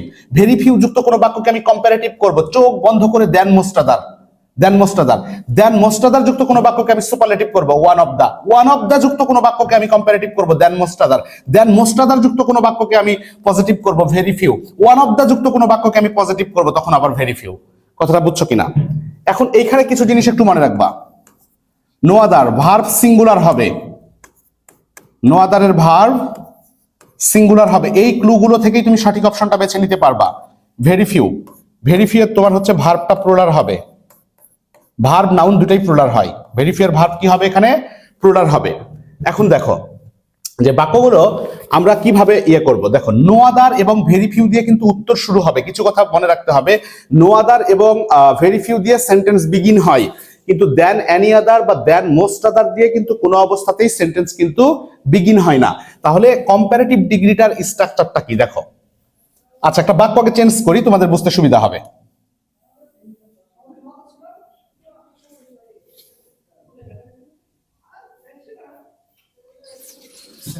কতক্ষণ হয়েছে? আমাদের আরেকটা স্টুডেন্ট যেতে হবে। এটা কি হয়েছে? আচ্ছা এখন বিষয়টা দেখো যে আমরা হচ্ছে জাস্ট এইটার আলোকে আমরা 2-3টা বাক্য চেঞ্জ করে দেখি, তাহলে হচ্ছে পুরো ডিগ্রিটাই আমাদের ইনশাল্লাহ ক্লিয়ার হবে। একটা বাক্য আমি লিখি দেখো। আচ্ছা বলতেছি যে very few boys in the class, very few boys in the class. Very few থাকলে ভার্ব কি হবে দেখো, এটা দেখে তুমি কিন্তু অপশন চিনে নিতে পারবা। ভার্ব কি বললাম? প্লুরাল হবে। তাহলে very few boys in the class আর অ্যাজ গুড অ্যাজ হি। এইবার আসো আমরা হচ্ছে এটাকে কি করব। প্রথমত আমরা হচ্ছে এটা ভেরি ফিউ থাকলে কি, ভেরি ফিউ থাকলে এটা পজিটিভ, কোনো সন্দেহ নাই। একে বানাবো কি বলতো? আমরা প্রথমত কম্পারেটিভ করি, তারপর সুপারলেটিভ করি। দেখো কম্পারেটিভ যখন করব তখন কম্পারেটিভ ডিগ্রিতে প্রথমে আমাকে ওই বাক্যটার সাবজেক্ট নিতে হবে। এই বাক্যের সাবজেক্ট কিন্তু সব শেষে আছে, তার মানে হচ্ছে হি। সাবজেক্টের পরে সবসময় ভার্ব হয়, এটা আমরা খুব ভালো করে জানি। তাহলে ভার্ব কি আছে ওখানে? ভার্ব দেখো যে very few boys in the class, আর যদিও ওখানে আর আছে কিন্তু হি তো সিঙ্গুলার, সাবজেক্ট অনুসারে ভার্ব হবে, তাহলে হবে হি ইজ। তাহলে হি ইজ। এইবার হচ্ছে দেখো যে ডিগ্রির কম্পারেটিভ ফর্ম নিতে হবে। আমার ডিগ্রি কোনটা এখানে? ডিগ্রিটা হচ্ছে দেখো আমার গুড, তাহলে গুডের কম্পারেটিভ কি? বেটার। তাহলে হি ইজ বেটার। এইবার আসো লাইনে বেটার। এইটা দেখো ভেরি ফিউ থাকলে আমরা কি নিব? ভেরি ফিউ থাকলে নিব হচ্ছে আমরা দেন মোস্ট আদার। দেখো দেন এনি আদার থাকবে কিছু অপশনে, সেটাকে কেটে দিতে হবে। যেহেতু আমি ভেরি ফিউ থেকে করছি, তাহলে he is better than most other. He is better than most other, than most other. এইবার হচ্ছে আমরা যেটা করব, ভেরি ফিউ এর পরে আর ভার্বের আগে যে অংশটা থাকবে সেটা দেখো বসায় দিব। তাহলে উত্তর কি দাঁড়াবে? যে হি is better than most other boys in the class, boys in the class.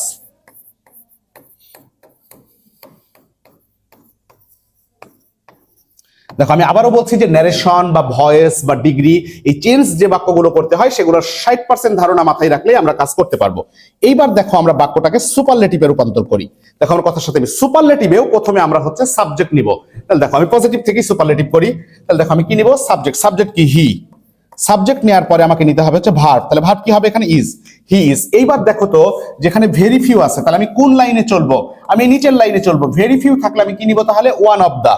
তাহলে he is one of the, he is one of the. Okay, he is one of the. এবার দায়ের পরে আমাকে ডিগ্রির সুপারলেটিভ ফর্ম নিতে হবে, কারণ আমি করছি সুপারলেটিভ। তাহলে গুডের সুপারলেটিভ কি? Good, better, best. তাহলে he is one of the best.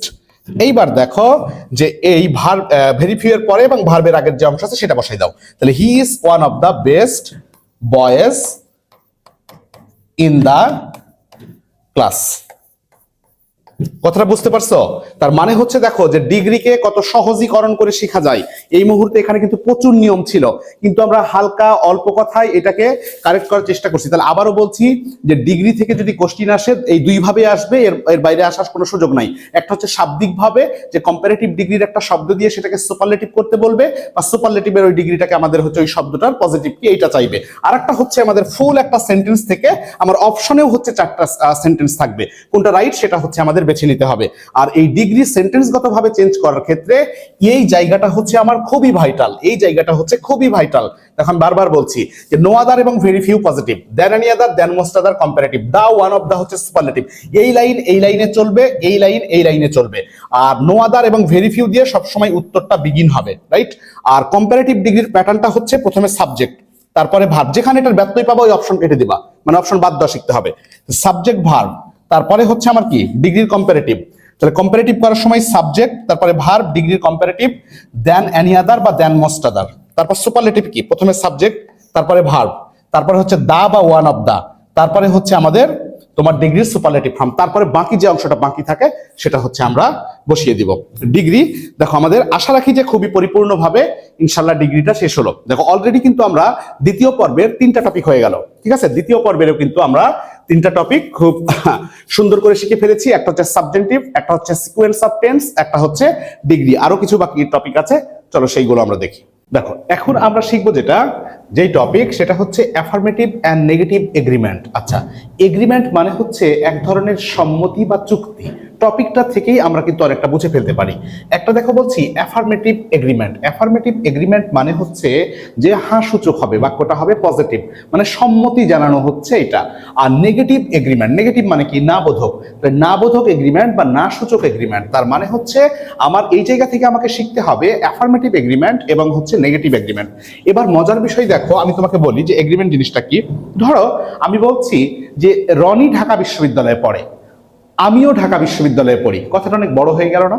তো এটাকে ছোট করে কিভাবে বলা যায়? যে রনি ঢাকা বিশ্ববিদ্যালয়ে পড়ে, আমিও। তাহলে তো বোঝাচ্ছে যে রনি ঢাকা বিশ্ববিদ্যালয়ে পড়ে, আমিও পড়ি, ঠিক আছে? রনি জাম পছন্দ করে, আমিও জাম পছন্দ করি। এত বড় কথা বলার দরকার আছে? রনি জাম পছন্দ করে, আমিও জাম পছন্দ করি। আবার দেখো আমি বলছি যে রহিম স্কুলে যায় না, আমিও স্কুলে যাই না। অনেক বড় হয়ে গেল না? রহিম স্কুলে যায় না, আমিও না, আমিও না, তার মানে রহিম যায় না, আমিও যাই না। দেখো অল্প কথাই হয়ে যাচ্ছে। তার মানে হচ্ছে অ্যাফার্মেটিভ এবং নেগেটিভ এগ্রিমেন্টের ক্ষেত্রে এই জায়গাতে আমাদেরকে যেটা করতে হবে সেটা হচ্ছে সুস্পষ্টভাবে এই জায়গাতে 4টা স্ট্রাকচার আছে। এই যে 2টা স্ট্রাকচার, এই 2টা স্ট্রাকচার হচ্ছে আমাদের অ্যাফার্মেটিভ এগ্রিমেন্টের। কোন এগ্রিমেন্টের বলো তো? অ্যাফার্মেটিভ এগ্রিমেন্টের। এবং অ্যাফার্মেটিভ এগ্রিমেন্ট একটা স্ট্রাকচার মেনে চলে। স্ট্রাকচারটা দেখো, প্রথমে হচ্ছে সাবজেক্ট, তারপরে হচ্ছে ভার্ব, তারপরে হচ্ছে অবজেক্ট, তারপরে অ্যান্ড থাকবে সো। আমাকে এই জায়গাটা দেখতে হবে মূলত এই জায়গাটা, এবং কোশ্চিনের এই অংশটাই তোমাকে হচ্ছে অপশন আকারে রাখা হবে। এখন দেখো বলছে যে টাইমস হ্যাভ চেঞ্জ, সময় পরিবর্তিত হয়েছে, সময় চেঞ্জ হয়েছে, আমিও চেঞ্জ হয়েছি মনে করো। তাহলে আমাকে কি নিতে হবে বলো তো? এই যে দেখো স্ট্রাকচারের অ্যান্ড, তারপরে কি আসবে? সো। তাহলে অ্যান্ড আসলো, তারপরে সো আসলো, তারপরে হচ্ছে তোমাকে হেল্পিং ভার্ব নিতে হবে। দেখো হ্যাভটা হচ্ছে হেল্পিং ভার্ব, তারপরে কি হবে বলো তো? সাবজেক্ট। এই যে দেখো সাবজেক্ট, তার মানে হচ্ছে যে সময় চেঞ্জ হয়েছে, আমিও চেঞ্জ হয়েছি। এইটা বলার জন্য অ্যাফার্মেটিভ এগ্রিমেন্টে আমার স্ট্রাকচারটা হচ্ছে প্রথমে সো, এই পর্যন্ত দেয়া থাকবে বেসিক্যালি অ্যান্ড পর্যন্ত। সো, তারপরে হচ্ছে অক্সিলারি ভার্ব, তারপরে হচ্ছে দেখো সাবজেক্ট। এখন এইটাকে আরেক ভাবেও কিন্তু বলা যায়, অ্যাফার্মেটিভ এগ্রিমেন্টের আরেকটা স্ট্রাকচার আছে। দেখো প্রথমে সাবজেক্ট, তারপরে ভার্ব, তারপরে অবজেক্ট। আমাকে মূলত দেখতে হবে এই জায়গাটুকু। আবারও বলছি, এন্ড থেকে বা এন্ডের পরের এই জায়গাটুকু। দেখো বলছি যে শি ইজ এ পেইন্টার, ঠিক আছে, শি ইজ এ পেইন্টার। এইবার দেখো খেয়াল করে, এই যে অ্যান্ড তোমার পরীক্ষাতে থাকবে, তারপরে হচ্ছে আমাকে কি নিতে হবে? সাবজেক্ট। দেখো সাবজেক্ট নিয়েছি, তারপরে নিতে হবে অক্সিলারি ভার্ব, তারপরে হচ্ছে দেখো কি নিতে হবে? টু বা অলসো। এখানে টু নেওয়া আছে, অলসো দিলেও হতো। তার মানে হচ্ছে দেখো আমি যেটা চেষ্টা করছি এখন সেটা হচ্ছে অ্যাফার্মেটিভ এগ্রিমেন্টটাকে ক্লিয়ার করার। অ্যাফার্মেটিভ এগ্রিমেন্টটা হচ্ছে সেটাই একটা হাসূচক বাক্য, এবং প্রথম অংশ যেটা হচ্ছে দ্বিতীয় অংশেও মূলত সেটাই হবে। দেখো বলছি সময় পরিবর্তিত হয়েছে, আমিও পরিবর্তিত হয়েছি, তারপর হচ্ছে সে একজন পেইন্টার, মোনাও একজন হচ্ছে পেইন্টার। তার মানে হচ্ছে সিমিলার জিনিসটা হবে অ্যাফার্মেটিভ এগ্রিমেন্টের ক্ষেত্রে। কিন্তু মৌলিক যে বিষয় এই অ্যাফার্মেটিভ এগ্রিমেন্টের হচ্ছে আমাকে দুইটা স্ট্রাকচার মেনে চলতে হবে। কয়টা স্ট্রাকচার মেনে চলতে হবে বলো তো? দুইটা। প্রথমে সো, অপশন যেভাবে থাকবে আমাকে সেভাবে নিতে হবে। So auxiliary verb subject. দেখো সো হেল্পিং ভার্ব বা অক্সিলারি ভার্ব, তারপরে হচ্ছে আমার সাবজেক্ট, অথবা নিতে হবে সাবজেক্ট অক্সিলারি ভার্ব, তারপর হচ্ছে টু বা অলসো। অর্থাৎ অ্যাফার্মেটিভ এগ্রিমেন্টের ক্ষেত্রে আমি এই দুইটা অংশ দেখব, যেইভাবে থাকবে সেইভাবেই আমাকে চুজ করতে হবে। এখন এখানে ভুলভাল করা থাকবে, ধরো বলবে যে অ্যান্ড হ্যাভ সো আই, তারপরে হচ্ছে অ্যান্ড আই হ্যাভ সো, এইভাবে করা থাকবে। তাহলে আমার মনে রাখতে হবে হচ্ছে অ্যাফার্মেটিভ এগ্রিমেন্টের ক্ষেত্রে এই অংশটুকু মনে রাখবা। সো অক্সিলারি ভার্ব বা helping verb subject, subject auxiliary verb too বা অলসো। পরিষ্কার? এইবার হচ্ছে দেখো যে নেগেটিভ এগ্রিমেন্ট, এই দুইটা হচ্ছে আমার নেগেটিভ এগ্রিমেন্টের নিয়ম। তো নেগেটিভ এগ্রিমেন্ট মানে কি? না বোধক। মানে ওই যে বললাম যে রহিম চা পছন্দ করে না, আমিও না, মানে আমিও করি না। তো এই না বোধকেরও হচ্ছে তোমার দুইটা স্ট্রাকচার আছে। আমি দেখবো কোত্থেকে? এন্ড এর পর থেকে দেখবো বেসিক্যালি। এই জায়গাতে চলে আসো, দেখো এই জায়গাটা ভালো করে দেখো।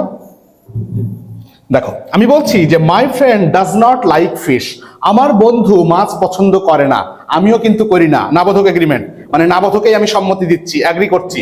প্রথমে কি নিচ্ছে? এন্ড তোমার পরীক্ষাতে মূলত কোশ্চিনেই থাকবে। অপশন অংশ হচ্ছে আমার এইটা।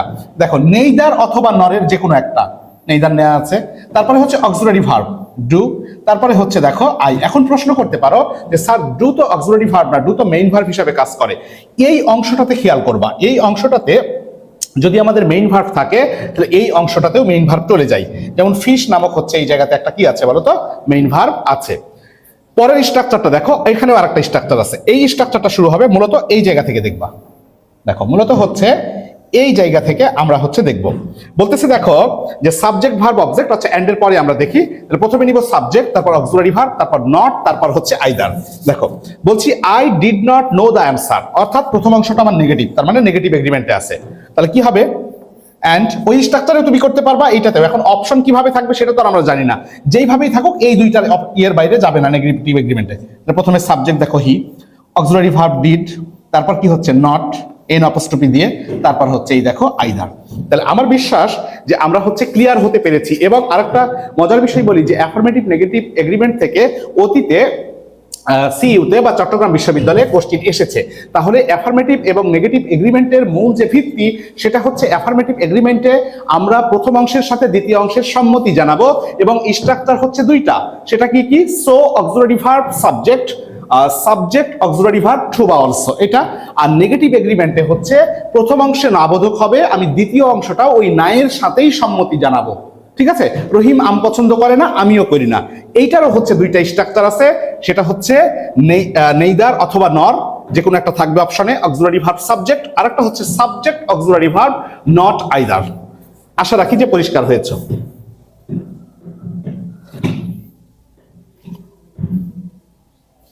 চলো এইবার হচ্ছে আমরা যেখানে যাব সেটা হচ্ছে ভয়েস। খুবই গুরুত্বপূর্ণ একটা টপিক আমাদের এবার আলোচনা হবে ভয়েস নিয়ে, ঠিক আছে? দেখো ভয়েসকে বাংলা ব্যাকরণে বলা হচ্ছে বাচ্য। দেখো আমি ন্যারেশনের মতো ভয়েসেও একটা কথা একটু বলে রাখি, যে তোমরা যদি 60% বা 70% ধারণা নিয়ে ফেলতে পারো তাহলে তুমি সঠিক অপশনটাই ভরাট করবে বলে আমি বিশ্বাস করি ইনশাল্লাহ। কারণটা হচ্ছে তোমাকে চেঞ্জ করতে হবে না পুরো বাক্য। যখন আমরা এসএসসি বা ইন্টারমিডিয়েটে করেছি তখন কি করেছি, আমরা পুরো বাক্যটাকে চেঞ্জ করেছি। তার মানে একটু কমা টমা ভুল হলেও কিন্তু এটা ভুল হয়ে গেল, ঠিক কিনা? আর এই জায়গাতে যখন আমার 4টা অপশন থাকবে তখন আমার মৌলিক কনসেপ্টটা যদি ক্লিয়ার হয়ে থাকে তাহলে আমি বাকি অপশনগুলো কিন্তু ইজিলি বাদ দিতে পারবো এবং সঠিক অপশনটা বেছে নিতে পারবো। চলো ভয়েসে কোন কোন জায়গাগুলোতে নক দিতে হবে এবং ভয়েসের আদপান্ত এখন আলোচনা করবো ইনশাআল্লাহ। দেখো তাহলে ভয়েসকে বাংলা ব্যাকরণে বলা হচ্ছে বাচ্য। এই ভয়েসটা কয় প্রকার বলতো?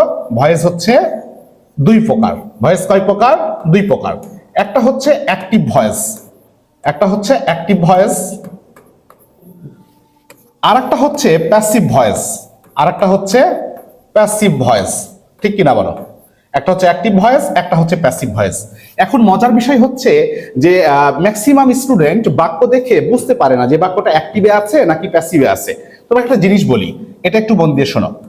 সাবজেক্ট যদি সক্রিয়ভাবে কোনো কাজ করতে পারে তাহলে সেই বাক্যটা হচ্ছে অ্যাক্টিভ। আমি বলছি যে রহিম ফুটবল খেলে, আমি পড়াই, আমি হেঁটে যাচ্ছি, জনি স্কুলে যাচ্ছে। দেখো সাবজেক্ট কিন্তু কাজগুলো করছে, সাবজেক্টের দ্বারাই কিন্তু কাজগুলো নিষ্পন্ন হচ্ছে।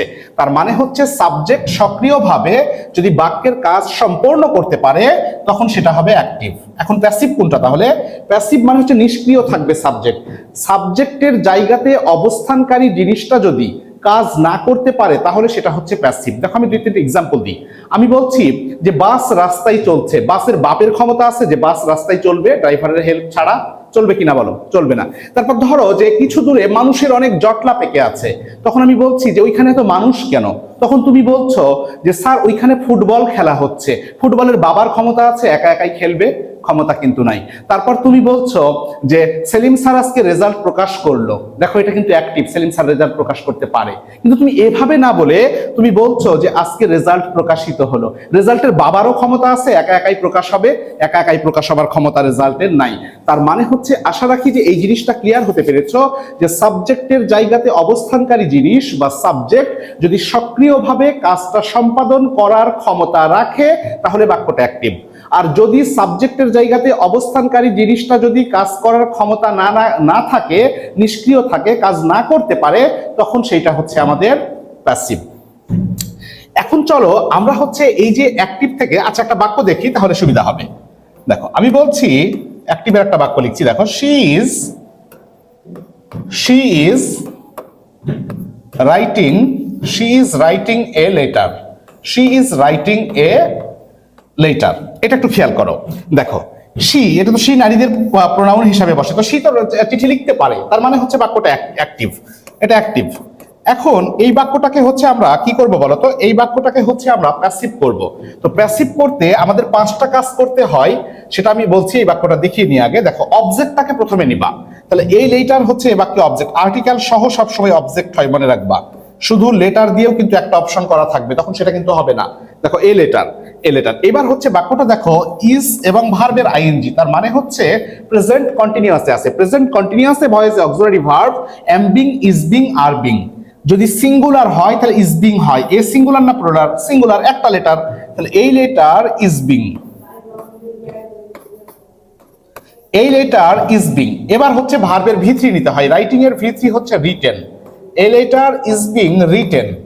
এবার হচ্ছে প্রিপজিশন হিসাবে অটো চয়েস আমাদের বাই নিতে হবে, সব ক্ষেত্রে বাই হয় না, সেটা আমি শেষে দেখাবো, বাই। তারপর সাবজেক্টের অবজেক্টিভ ফর্ম, সি থেকে হবে হচ্ছে হার। দেখো এইবার আমাকে বলো তো যে অ্যাক্টিভ প্যাসিভ আমাদের চিনতে আর কখনো সমস্যা হবে কিনা? সমস্যা হবে কিনা? ইনশাল্লাহ সমস্যা হবে না, কারণ সে এখানে চিঠি লিখতে পারে তাই অ্যাক্টিভ, আর এই লেটার এখানে লেটারকে লেটার লিখতে পারে না, তাই এটা হচ্ছে প্যাসিভ। অ্যাক্টিভ প্যাসিভ চিনার আর একটা উপায় তোমাদের শিখিয়ে দিই। এই যে অক্সিলারি ভার্বগুলোর পরে অর্থাৎ am, is, are, was, were এইগুলোর পরে যদি ভার্বের ভি3 পাও, কি পাও বলো তো? ভার্বের ভি3 বা পাস্ট পার্টিসিপল পাও, তাহলে এটা হচ্ছে প্যাসিভ। এটা কি বলতো? এটা হচ্ছে প্যাসিভ। আর অ্যামিজ আর ওয়াজ ওয়্যার এইগুলোর পরে যদি ভার্বের আইএনজি থাকে তাহলে সেটা হচ্ছে আমাদের active. Okay, am is are was আর এই পাঁচটার পরে আইএনজি থাকলে সেটা অ্যাক্টিভে থাকে, আর অ্যাম ইজ আর ওয়াজ আর এর পরে যদি ভার্বের ভিত্তি থাকে তাহলে সেটা হচ্ছে প্যাসিভে থাকে। আমি মৌলিক ধারণাটা দেখো ক্লিয়ার করতে পেরেছি ইনশাআল্লাহ। এইবার হচ্ছে চলো যে ভয়েস গুলো আমরা কিভাবে চেঞ্জ করব। ভয়েসকে চেঞ্জ করার ক্ষেত্রে আমরা মৌলিক পাঁচটা বিষয়কে সামনে নিব। কয়টা বিষয় বলতো? পাঁচটা। আর একটা কথা মনে রাখবা যে সকল সেন্টেন্সের কিন্তু ভয়েস হয় না। যদিও বাংলাদেশের প্রচলিত বইগুলোতে কিছু কিছু জিনিস জোর করে করা আছে, জোর করে করা যাবে না। তার মানে হচ্ছে কোনো পারফেক্ট কন্টিনিউয়াসেরই ভয়েস হবে না। কিছু অপশন হয়তো এইভাবে থাকবে, তোমাকে বুঝে রাখতে হবে। যেমন present perfect continuous, past perfect continuous, future perfect continuous. কোনো পারফেক্ট কন্টিনিউয়াসেরই কোনো অবস্থাতেই ভয়েস হবে না, এই কথাটা মাথায় রাখো। তার মানে ভয়েস হবে 9টা টেন্সের পারফেক্ট পর্যন্ত। সেইখানে যাওয়ার আগে আমি হচ্ছে তোমাদের একটু ক্লিয়ার করি যে ভয়েস শুরুর নিয়মটা কি, কয়টা কাজ করতে হয়। আমি আবারও বলছি যে ভয়েস করার ক্ষেত্রে 5টা ইস্যু খুবই সিগনিফিক্যান্ট। নাম্বার 1 হচ্ছে প্রতিটা বাক্যের অবজেক্টকে, ওকে আমরা তো অবজেক্ট চিনি নিশ্চয়ই, অবজেক্টকে সাবজেক্ট করব। অবজেক্টকে কি করব বলতো? আমরা অবজেক্টকে হচ্ছে সাবজেক্ট করব, কাজ নাম্বার 1। কাজ নাম্বার 2 হচ্ছে হেল্পিং ভার্ব নিব। কি নিব বলতো? হেল্পিং ভার্ব নিব। কাজ নাম্বার 3, ভার্বের V3 বা পাস্ট পার্টিসিপল এটা অবধারিত দিতেই হবে। নাম্বার 4, বাই অবধারিত, তবে একদম অবধারিত বলা যাচ্ছে না, কারণ কিছু শব্দ বাইকে রিসিভ করে না, সেটা দেখাচ্ছি। মোটামুটি ধরে নাও যে বাই হয় ম্যাক্সিমাম ক্ষেত্রে। তারপর হচ্ছে সাবজেক্টের অবজেক্টিভ ফর্ম, সাবজেক্টের অবজেক্টিভ ফর্ম, ওকে সাবজেক্টের অবজেক্টিভ ফর্ম। দেখো এইবার হচ্ছে আমি একটা বাক্য দেখাই, সিম্পল একটা বাক্য দেখাই বোঝানোর জন্য, জাস্ট যেই 5টা কাজ হয় কিনা প্রতি বাক্যে। আমি বলছি যে they play football, they play football, okay. এই জায়গাতে দেখো যে 5টা কাজের প্রথম কাজটা হচ্ছে আমি অবজেক্টকে কি করব বলতো? সাবজেক্ট করে নিব। এই বাক্যের অবজেক্টটা কি? ফুটবল, সাবজেক্ট করো ফুটবল। এইবার হচ্ছে দেখো যে আমি হেল্পিং ভার্ব নিব। কি নিব? Helping verb. তো এটা প্রেজেন্ট ইনডিফিনিটে আছে, প্রেজেন্ট ইনডিফিনিটে helping verb am is are. তো ফুটবল হচ্ছে সিঙ্গুলার, যেই কারণে তোমাকে ইজ নিতে হবে। তারপর দেখো ভার্বের V3 হবে, ভার্ব কোনটা? প্লে। প্লে এর V3 কি হবে? প্লে। দেখো এই 5টা কাজই কিন্তু হচ্ছে, ব্যতিক্রম কিছু বাক্য ছাড়া, সাধারণ বাক্যগুলোর ক্ষেত্রে। তারপর চতুর্থত আমাকে যেটা করতে হবে, বাই নিতে হবে। তারপরে দেখো কি করতে হবে? সাবজেক্টের কোন ফর্ম? Objective form. দের অবজেক্টিভ কি হবে? দের অবজেক্টিভ হচ্ছে দেম হবে। দেখো আশা রাখি যে এই পর্যন্ত তোমরা পরিষ্কার হতে পেরেছো ইনশাআল্লাহ। এইবার বিষয়টা হচ্ছে ভয়েসকে আমরা পুরো 2টা অ্যাঙ্গেলে একটু ভাগ করে ফেলবো। এটা প্রকারভেদ না ভয়েসের, আমরা বোঝার সুবিধার্থে করব। সেটা হচ্ছে একটাকে আমরা বলবো হচ্ছে টেন্স রিলেটেড ভয়েস বা হচ্ছে সিম্পল ভয়েস, সাধারণ যে ভয়েসগুলো আসে। তার মানে হচ্ছে টেন্স রিলেটেড ভয়েস আসলে কিভাবে করব, আর ব্যতিক্রম যে নিয়মগুলো আছে সেই নিয়মগুলো থাকলে আমরা হচ্ছে কিভাবে করব সেটাও আমরা একটু হচ্ছে দেখে ফেলবো। দেখো এইবার হচ্ছে আমরা টেন্স রিলেটেড ভয়েসগুলো দেখি, বা টেন্স অনুসারে যে হেল্পিং ভার্ব আছে ভয়েসের, সেটা হচ্ছে আমাদেরকে একটু দেখতে হবে। তাহলে টেন্স অনুসারে হেল্পিং ভার্ব, যে কোন টেন্সে কোন হেল্পিং ভার্বটা আমরা গ্রহণ করব, ওকে। টেন্স অনুসারে হেল্পিং বা অক্সিলারি ভার্ব।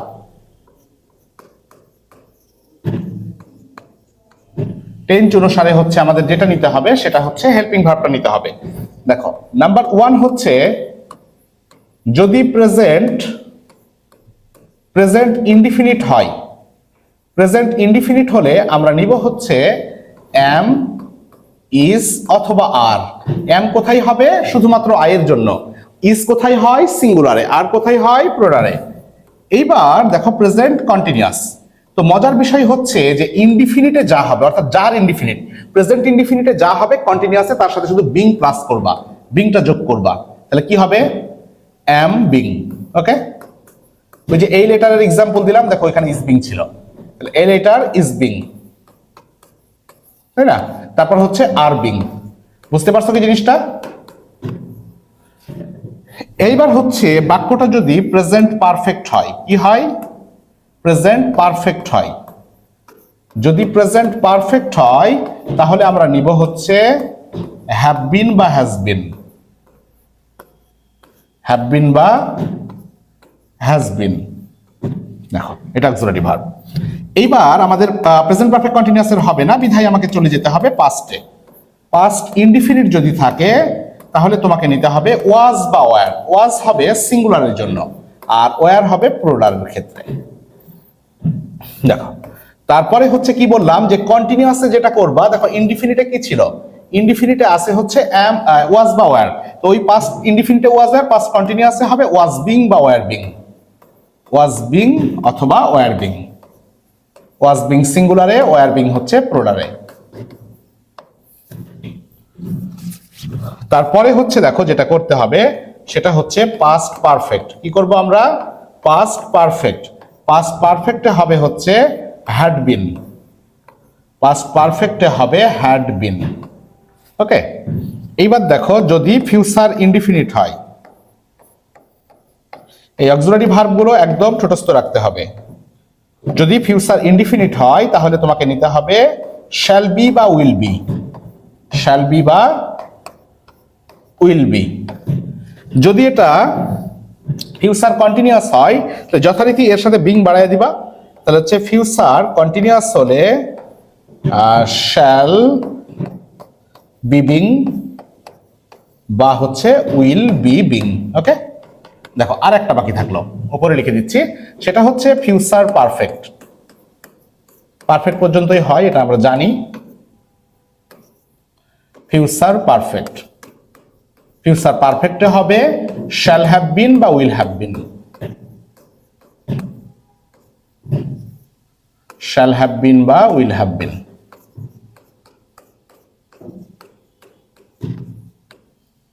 বুঝতে পারছো জিনিসটা? তাহলে হচ্ছে টেন্স রিলেটেড আমাদের যে ভয়েস গুলো থাকবে সেই ক্ষেত্রে বা সাধারণ বাক্যগুলোর ক্ষেত্রে অক্সিলারি ভার্ব আমরা হচ্ছে এইভাবে চুজ করব যে প্রেজেন্ট ইনডিফিনিট হলে এম ইজ আর, প্রেজেন্ট কন্টিনিউয়াসে am being is being are being, present পারফেক্টে হ্যাভ বিন বা হ্যাজ বিন, পাস্ট ইনডিফিনিটে ওয়াজ বা ওয়্যার, পাস্ট কন্টিনিউয়াসে was being were being, past পারফেক্টে হচ্ছে হ্যাড বিন, ফিউচার ইনডিফিনিটে শ্যাল বি বা উইল বি, ফিউচার কন্টিনিউয়াসে হচ্ছে শ্যাল বি বিং বা উইল বি বিং, আর ফিউচার পারফেক্টে হচ্ছে শ্যাল হ্যাভ বিন বা উইল হ্যাভ বিন।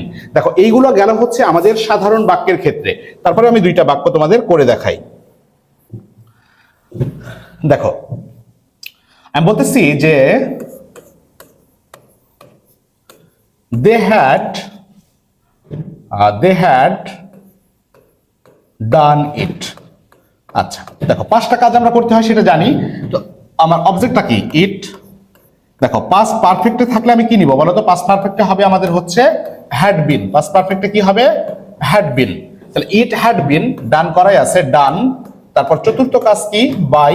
তারপর হচ্ছে সাবজেক্টের অবজেক্টিভ দে থাকলে হচ্ছে দেখো দেম। এখানে মূল আমার আলোচ্য বিষয় হচ্ছে যে আমার পাস্ট পারফেক্ট থাকলে হ্যাড বিন হয়, সেই হ্যাড বিনটা দেখো এখানে এসছে।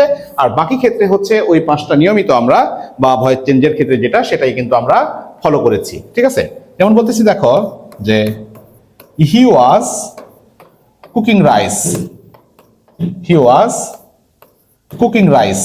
ওকে, এই জায়গাতে দেখো যে আমার কি আছে, অবজেক্ট কি, রাইস নিয়ে নাও, রাইস। তারপরে হচ্ছে খেয়াল করে দেখো ওয়াজ বিং মানে হচ্ছে পাস্ট কন্টিনিউয়াসে আছে। তো পাস্ট কন্টিনিউয়াসে থাকলে কি করব আমরা, ফিউচারে কি করেছিলাম, ওয়াজ বা পাস্টে কি করেছিলাম, পাস্ট কন্টিনিউয়াসে মনে আছে না ভুলে গেছো? পাস্ট কন্টিনিউয়াসে কি হবে, ওয়াজ বিং।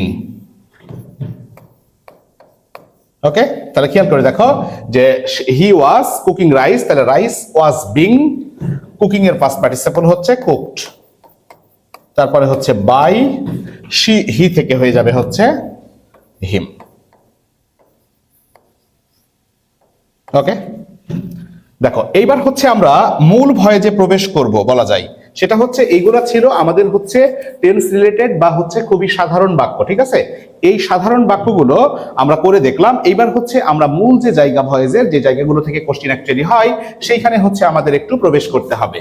দেখো কোন কোন জায়গাগুলো থেকে বেসিক্যালি কোশ্চেন হয়, যেমন হচ্ছে হোয়াট থাকতে পারে তোমার সেন্টেন্সে। হোয়াট থাকলে আমি কি করব, আমি জাস্ট বাক্য লিখে লিখে বোঝাচ্ছি। দেখো আমি বলছি যে what do you want, what do you want. এই জায়গাতে খেয়াল করে দেখো যে যদি হোয়াট থাকে তাহলে আমরা কি নিব বলতো, হোয়াটই নিব। বাক্যটা দেখো, হোয়াট থাকলে কি নিব, হোয়াট নিব। বাক্যটা প্রেজেন্ট ইনডিফিনিটে, হোয়াটকে সিঙ্গুলার ধরে হোয়াট ইজ। একটা জিনিস মনে রাখবা, একটা সেন্টেন্সে দুইটা ভার্ব থাকলে প্রথম ভার্ব হয় অক্সিলারি আর পরের ভার্ব হয় মেইন ভার্ব, আর মেইন ভার্বের সব সময় ভিত্তি করতে হয়। দেখেন পরে কোন ভার্বটা আছে বাক্যের, ওয়ান্ট। তাহলে হোয়াট ইজ ওয়ান্টেড, ওয়ান্ট থেকে হবে ওয়ান্টেড। তারপরে হচ্ছে বাই, কি হবে বলো তো, এই যে ইউ। এবং আর একটা জিনিস তোমাকে স্মরণ করে দিই, যে আমরা যখন ন্যারেশন করেছি তখন প্রতিটা বাক্য অ্যাসার্টিভে পরিণত হয়েছে, কিন্তু ইন্ট্রোগেটিভ সেন্টেন্সের যদি আমরা ভয়েস করি তাহলে অ্যাক্টিভেও ইন্ট্রোগেটিভ থাকবে এবং সেটা প্যাসিভেও কিন্তু প্রশ্নবোধক চিহ্ন হবে বা ইন্ট্রোগেটিভে থাকবে। দেখো যদি হু থাকে তাহলে কি হবে, একটা জিনিস মনে রাখবা যে হু থাকলে বাই হোম নিয়ে নিবা। তুমি দুইটা অপশন বাদ দিয়ে দিতে পারবা, কিন্তু এখানে দুইটা অপশনে দেখবা যে হু আছে, হু আমার অ্যাক্টিভে আছে, চেঞ্জ করতে হবে, কিন্তু তার উত্তরে দেখা যাচ্ছে যে বাই হোম নাই, মানে ওই দুইটা অপশন কিন্তু প্রথমেই অটো বাদ চলে গেল। দেখো আমি একটা বাক্য লিখি, আমি বলছি যে who is calling me, who is calling me, okay, who is calling me, ঠিক আছে, হু ইজ কলিং মি। এইবারে খেয়াল করো যে হু থাকলে আমরা কি বসাবো, হু থাকলে বসাবো আমরা হচ্ছে বাই হোম, বসিয়ে দাও বাই হোম। এইবার মজার বিষয় দেখো যে বাক্যটা কোন টেন্সে আছে। যদি এম ইজ আর এর পরে ভার্বের আইএনজি থাকে, এম ইজ আর এর পরে ভার্বের আইএনজি থাকে, তাহলে সেটা প্রেজেন্ট কন্টিনিউয়াস হয়। আর প্রেজেন্ট কন্টিনিউয়াসে অক্সিলারি ভার্বটা কি বলতো, প্রেজেন্ট কন্টিনিউয়াসে অক্সিলারি ভার্বটা হচ্ছে এম বিং, তারপরে হচ্ছে ইজ বিং, তারপরে হচ্ছে আর বিং। দেখো M being, is being, are being, এটা হচ্ছে প্রেজেন্ট কন্টিনিউয়াসের অক্সিলারি ভার্ব। এখন এইখানে আমার অবজেক্টটা কি বলতো, অবজেক্টটা হচ্ছে মি, মিকে সাবজেক্ট করলে কি হবে, মিকে সাবজেক্ট করলে হবে হচ্ছে আই। ওকে, তাহলে দেখো by whom am I being, being by whom am I being, calling এর পাস্ট পার্টিসিপলটা হচ্ছে কল্ড। এইখানে তোমাদের হয়তো জটিলতা কাটেনি, একটু কাটাচ্ছি, হয়তো এরকমটা ভাবছো তোমরা যে by whom I am being called কেন হলো না। একটা জিনিস মনে করবা, যখন আমরা প্রশ্ন বা কোশ্চিন করি তখন ভার্বাল কোশ্চিন হলে দুই ভার্বের মাঝখানে সাবজেক্ট হয়। দেখো এই বাক্যটা দেখো, বলছি যে do you know, do you know, তুমি কি জানো বা চিনো। খেয়াল করে দেখো ইউ হচ্ছে এখানকার সাবজেক্ট, এবং এই যে দেখো যে ডু একটা ভার্ব এবং নো একটা ভার্ব, এই জায়গাতেও এম এবং বিং এর মাঝখানে আমরা ওই জন্য আইটা বসিয়েছি। ওইখানে যেমন দুইটা ভার্বের মাঝখানে সাবজেক্ট আছে, তাহলে হু এর পরিবর্তে হলো বাই হোম। প্রেজেন্ট কন্টিনিউয়াস এর কারণে আমরা M being, is being, are being K choose করব। মি এসে আই হয়েছে তাই এম বিং নিয়েছি। কলিং এর পাস্ট পার্টিসিপল হচ্ছে কল্ড এবং প্রশ্নবোধক চিহ্ন। ধরো হুম থাকতে পারে, ঠিক আছে, যদি হুম থাকে তাহলে হচ্ছে আমরা কি করব। দেখো যদি হুম থাকে তাহলে তুমি নিঃসন্দেহে হু নিয়ে নিবা। হুম থাকলে তুমি কি নিবা বলো তো, হুম থাকলে হচ্ছে হু নিয়ে নিবা। এই কথাটুকু মনে রেখেও তুমি একটা দুইটা অপশন বাদ দিতে পারবা। দেখো আমি বলছি যে whom did you see on the road, whom did you see on the road. এইখানে খেয়াল করো, তাহলে হোমের পরিবর্তে আমি কি নিব, হোমের পরিবর্তে নিব হচ্ছে হু, তাহলে হুটাকে নিয়ে ফেলি। এইবার দেখো যে এখানে ডিড আছে, ওকে, দুইটা ভার্ব, একটা হচ্ছে ডিড, একটা হচ্ছে সি। পরের ভার্ব সবসময় মেইন ভার্ব, অর্থাৎ এই ভার্বের ভিত্তি করব। আর ডিড দেখে আমি বুঝতে পারছি যে এটা হচ্ছে পাস্ট টেন্সে আছে, তো পাস্ট ইনডিফিনিট আছে did, do did. Past indefinite হলে অক্সিলারি ভার্ব হচ্ছে ওয়াজ বা ওয়্যার, তাহলে হু সিঙ্গুলার ধরে আমরা কি নিব, ওয়াজ। এবার মেইন ভার্বের ভিত্তি করব, তাহলে সি থেকে কি হবে, সিন। দেখো তাহলে হু ওয়াজ সিন, তারপরে হচ্ছে by you, on the road, এটা হচ্ছে একটা অ্যাডভার্বিয়াল ফ্রেজ, এর কোনো কাজ হবে না বাক্যে, এটা রেখে দিব আমরা অপরিবর্তিত, অন দ্য রোড। তারপরে হচ্ছে প্রশ্নবোধক চিহ্ন। দেখো পরিষ্কার কিনা, যে আশা করি ইনশাল্লাহ পরিষ্কার হয়েছ। তাহলে হুম থাকলে আমরা হু নিব, এটা হচ্ছে এখানকার মৌলিক কনসেপ্ট। দেখো এইবার হচ্ছে যে যদি আমাদের রিফ্লেক্সিভ প্রোনাউন থাকে, দেখো রিফ্লেক্সিভ প্রোনাউন কিন্তু আমরা পড়িনি বলো। রিফ্লেক্সিভ প্রোনাউন চেনার উপায়টা কি, সেই প্রোনাউনের সাথে সেলফ অথবা সেলফস থাকে, ঠিক কিনা, সেলফ অথবা সেলফস থাকে রিফ্লেক্সিভ প্রোনাউনের ক্ষেত্রে। ওকে, তো যদি সেলফ বা সেলফস থাকে কোনো প্রোনাউন বা কোনো শব্দে, তাহলে নিঃসন্দেহে সেটা হচ্ছে রিফ্লেক্সিভ প্রোনাউন। এখন চলো দেখি যে রিফ্লেক্সিভ প্রোনাউন থাকলে আমরা হচ্ছে কিভাবে ভয়েসটাকে চেঞ্জ করব। দেখো আমি বলছি যে he he killed himself, he killed himself. এইখানে যে জিনিসটা তুমি করবা, যে দেখো হিমসেলফ থেকে তুমি বুঝে নিছো এটা রিফ্লেক্সিভ প্রোনাউনে আছে, অর্থাৎ সেলফ আছে। এখন রিফ্লেক্সিভ প্রোনাউনটা তোমার হচ্ছে যে আমার এই প্রোনাউন আছে, এটাকে সাবজেক্ট করা যাবে না রিফ্লেক্সিভ প্রোনাউনের ক্ষেত্রে, এই সাবজেক্টটাকেই নিতে হবে, তাহলে হি। এইবার দেখো বাক্যটা কোন টেন্সে আছে, পাস্ট ইনডিফিনিটে আছে। পাস্ট ইনডিফিনিটে অক্সিলারি ভার্ব কি আমাদের ওয়াজ অথবা ওয়্যার। ওয়াজ কোথায় হয়, সিঙ্গুলারে, হি তো সিঙ্গুলার একজন, তাহলে হি ওয়াজ। এইবার ভার্বের ভি3, এই যে কিল্ড ভি3 করাই আছে, ঠিক আছে। তারপরে আমরা কি নিব বলতো, বাই। তারপর এই রিফ্লেক্সিভ প্রোনাউনটা আমরা হচ্ছে সেন্টেন্সের লাস্টেই বসিয়ে দিব। পরিষ্কার কিনা বলো? আশা রাখি যে আমরা পরিষ্কার হয়েছি। তাহলে রিফ্লেক্সিভ প্রোনাউন থাকলে আমরা হচ্ছে সাবজেক্ট নিব, তারপর টেন্স অনুসারে হেল্পিং ভার্ব নিব, ভার্বের ভি3 নিব, বাই নিব এবং এই রিফ্লেক্সিভ প্রোনাউনটাকে শেষে বসিয়ে দিব। দেখো আরেকটা জিনিস, সেটা হচ্ছে তোমাদের ডাবল অবজেক্ট থাকতে পারে। কি বলতো, ডাবল অবজেক্ট। দেখো যদি ডাবল অবজেক্ট থাকে, এখন বিষয়টা হচ্ছে যে ডাবল অবজেক্ট জিনিসটা কি। যেমন আমি বলছি যে হি প্লেইড ফুটবল, এই বাক্যের একটাই কিন্তু অবজেক্ট এবং সেটা হচ্ছে ফুটবল, কিন্তু বাক্যে যদি দুইটা অবজেক্ট চলে আসে তাহলে কিভাবে সেটাকে আমরা এক্সিকিউট করবো একটু দেখো।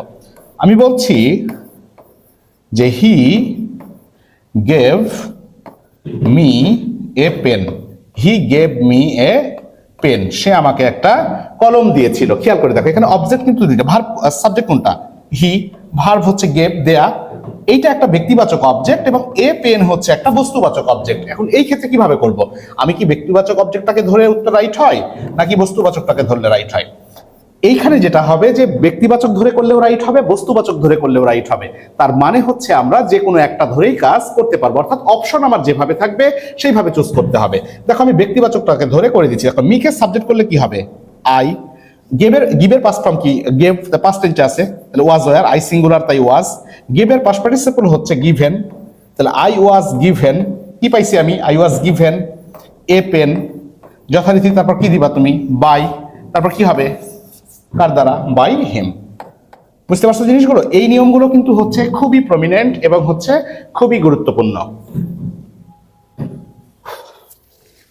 এইবার হচ্ছে দেখো যে আমাদের যদি মডাল অক্সিলারি থাকে, কি থাকে বলতো, যে যদি মডাল অক্সিলারি থাকে তাহলে হচ্ছে আমরা কিভাবে এটাকে এক্সিকিউট করতে পারি। তাহলে মডাল থাকলে, মডাল কিন্তু ন্যারেশনে চেঞ্জ হয়। দেখো ক্যানটা কুড হয়, মেটা মাইট হয়, কিন্তু ন্যারেশন ভয়েসে মডাল কিন্তু চেঞ্জ হয় না। যেমন অ্যাক্টিভে বলছি যে আই ক্যান, সহজ একটা বাক্য দিচ্ছি, আমি বলছি I can help him, I can help him. এই জায়গাতে দেখো যে আমরা প্যাসিভ যখন করব, আমার অবজেক্টটা কি, হিম। হিম কি রাখতে পারবো না, ওকে সাবজেক্ট করে নিতে হবে, হি। এই সাবজেক্ট নেওয়ার পরেই আমাকে ওই মডেলটা ক্যানকে কুট করা যাবে না, অর্থাৎ মডেল ভয়েসে অপরিবর্তিত থাকে, অ্যাক্টিভে যা থাকবে প্যাসিভেও তাই নিতে হবে। তাহলে হি ক্যান, তারপরে নিতে হবে আমাকে হচ্ছে বি, এটা হচ্ছে নিয়ম। বি নেওয়ার পরে এই মেইন ভার্বের ভি3 করতে হবে, হেল্পড, তারপরে সাবজেক্টের হচ্ছে অবজেক্টিভ ফর্ম। বুঝতে পারছো জিনিসটা? এখানে ক্যানের পরে কেন হচ্ছে আমি বি নিলাম, কারণ বিটা না নিলে ভার্বের ভি3 তুমি করতে পারবে না, কারণ can modal auxiliary, modal auxiliary পরে সবসময় ভি1 হয়। তাহলে মডেল অক্সিলারিতে যেটা শিখলাম সেটা হচ্ছে মডেল অক্সিলারিটা আমাদের সবসময় অপরিবর্তিত থাকবে। ওকে, এবার দেখো খুবই গুরুত্বপূর্ণ একটা নিয়ম, সেটা হচ্ছে ওয়ান প্লাস শুড। আমি ওয়ান প্লাস শুড বলার কারণ হলো, ওয়ান এবং শুড যদি একটা সেন্টেন্সে পর পর থাকে তাহলে আমরা তিনটা কাজ করব। প্রথমে নিবা হচ্ছে অবজেক্ট, এটা খুব কোশ্চিন আসে এখান থেকে, অবজেক্ট। তারপরে নিবা হচ্ছে শুড বি, অবজেক্ট নেওয়ার পরে কি নিবা বলতো, should be, object should be. তারপর নিবা হচ্ছে ভার্বের ভি3। দেখো তাহলে ওয়ান এবং শুড একটা বাক্যে পাশাপাশি থাকলে এই তিনটা কাজ আমরা করব, যে অবজেক্ট শুড বি ভার্বের ভি3, এর বাইরে কাজ করতে পারবা না তুমি। দেখো আমি বলছি যে one should do one's duty. দেখো আমি কাজ করতে পারবো কয়টা, তিনটা। তাহলে অবজেক্টটা কি আমার, ডিউটি। দেখো ডিউটিটা নিয়ে নাও, ডিউটি। তারপরে কি নিব আমি, শুড বি নিয়ে নাও, তাহলে ডিউটি শুড বি। তারপরে কি হবে, ভার্বের ভি3, তাহলে ডুটা কি হবে, ডান। এই জায়গাতে দেখো যে অন্তত দুইটা অপশনে এইভাবে দেয়া থাকবে যে বাই ওয়ান বা বাই ওয়ান্স। একটা কথা মনে রেখো যে অ্যাক্টিভ থেকে প্যাসিভ করার সময় ওয়ান এবং ওয়ান্স কোনো অবস্থাতেই উত্তর অংশে আসবে না, অর্থাৎ যেটার উত্তরে ওয়ান বা ওয়ান্স থাকবে চোখ বন্ধ করে সেটা হচ্ছে বাদ দিবা। তাহলে ওয়ান এবং শুড যদি পাশাপাশি থাকে, অর্থাৎ ওয়ান প্লাস শুড, তাহলে আমার কাজ হচ্ছে তিনটা, অবজেক্ট, শুড বি এবং হচ্ছে ভার্বের V3। পরিষ্কার কিনা বলো?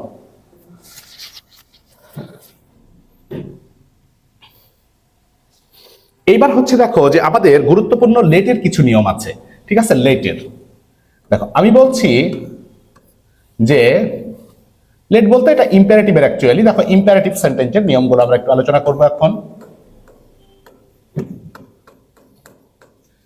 ইম্পারেটিভ, ওকে। তো ইম্পারেটিভে দেখো ইম্পারেটিভ সেন্টেন্স কি বেসিক্যালি ভার্ব দিয়ে শুরু হয়, অনেক ক্ষেত্রে প্লিজ কাইন্ডলি বা এগুলো দিয়ে শুরু হতে পারে। তবে হচ্ছে ভার্ব দিয়ে যে ইম্পারেটিভ গুলো শুরু হয় সেগুলো দেখো আমরা কিভাবে চেঞ্জ করছি।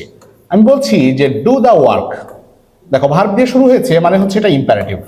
ইম্পারেটিভ সেন্টেন্সের অ্যাক্টিভ থেকে প্যাসিভ করার সময় 100% তোমাকে উত্তরের শুরুতে লেট নিতে হবে। যদি লেট না নাও, যে অপশনে লেট নাই সেটা কিন্তু ভুল। তাহলে দেখো লেট, লেটের পরে তোমাকে যেটা নিতে হবে সেটা হচ্ছে অবজেক্ট। তাহলে let the work, let the work, তারপরে তোমাকে নিতে হবে হচ্ছে বি, তারপরে হচ্ছে ভার্বের V3। ডু থেকে কি হবে বলো তো? ডান হবে, ওকে। তাহলে হচ্ছে ইম্পারেটিভ সেন্টেন্সের অ্যাক্টিভ থেকে প্যাসিভ করতে 4টা কাজ করতে হবে।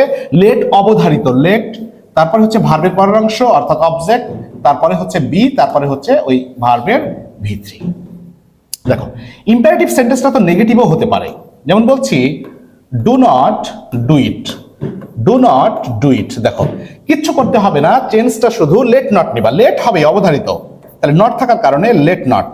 তারপরে নিব হচ্ছে আমরা অবজেক্ট, ভার্বের পরে অবজেক্ট, লেট নট ইট। তারপরে অবজেক্ট নেওয়ার পরে আমরা কি নিব? বি নিব, বি। তারপরে হচ্ছে মেইন ভার্বটার V3 করে ফেলবো। দেখো ডান, কত ইজি। তারপর দেখো যে হচ্ছে যদি লেট দিয়েই অ্যাক্টিভের বাক্য শুরু হয়, যেমন বলছি let me do it, let me do it, okay. এটা যখন আমরা প্যাসিভ করব তখন যেটা আমাদের করতে হবে, তখন প্যাসিভের অ্যাক্টিভেও হচ্ছে আমরা লেট নিব, লেট। তারপরে হচ্ছে আমরা কি করব বলো তো? লেট নেওয়ার পরে অবজেক্ট, লেট ইট, তারপরে কি নিব? বি, তারপর হচ্ছে মেন ভার্বের V3। দেখো একইভাবেই করছি, ডান। এইখানে দেখো তোমাকে বাই ব্যবহার করতে হবে, বাই মি। তার মানে হচ্ছে উপরের দুইটাতে আমরা কেন বাই ব্যবহার করিনি, কারণ হচ্ছে সেই জায়গাতে বাই দিয়ে তোমার কোনো ব্যক্তিবাচক অবজেক্ট দেওয়ার মতো কিছু ছিল না, ব্যক্তি হোক আর বস্তু হোক, ওখানে কিছু ছিল না যে বাই দিয়ে আমি কাকে লিখবো। কিন্তু এইখানে হচ্ছে মি আছে বা হিম দেম এইগুলো থাকলে সেটা হচ্ছে আমরা বাই দিয়ে লিখবো। দেখো ইম্পারেটিভ সেন্টেন্সের গুরুত্বপূর্ণ একটা জিনিস হচ্ছে যে নেভার, ওকে। এই নেভার দিয়ে হচ্ছে আসে। যেমন বলতেছি যে নেভার টেল এ লাই, এই বাক্যটাই অনেকবার এসছে, নেভার টেল এ লাই। যদি নেভার থাকে তো নেভার তো নেগেটিভ, লেট তোমাকে নিতেই হবে। তাহলে লেট নট, নেগেটিভের কারণে লেট নট। অবজেক্টটা কি? L I, let not L I. তারপর কি নিবা? বি, প্রতিটাতেই তোমার লেট, তারপর হচ্ছে অবজেক্ট বি ভার্বের V3, তারপর হচ্ছে নেগেটিভের কারণে নট নিচ্ছি, টেলের পাস্ট পার্টিসিপলটা হচ্ছে কি বলতো? টোল্ড, ওকে। তারপরে হচ্ছে নেভার যেহেতু নেগেটিভ এইভাবেও করতে পারো যে লেট নেভার, তারপর হচ্ছে অবজেক্ট কি? এল আই, তারপরে কি দিব? বি, তারপর টেলের পাস্ট পার্টিসিপলটা হচ্ছে আমাদের টোল্ড। পরিষ্কার কিনা বলো? ঠিক আছে, আশা রাখি যে মোটামুটি হচ্ছে আমরা ভয়েসটা পরিষ্কার হতে পেরেছি। এই নিয়মগুলোই হচ্ছে ভয়েসের জন্য গুরুত্বপূর্ণ, ঠিক আছে। খুব আমরা হচ্ছে বিস্তারিত করার সুযোগ কম হচ্ছে, যেহেতু তোমাদের সময় স্বল্প, কোশ্চিন সলভ বা এইগুলো দেখা যাচ্ছে আরো বৃহৎ আকারে করলে, কারণ তখন দেখা যাচ্ছে একটা টপিকে অনেক সময় লেগে যাবে।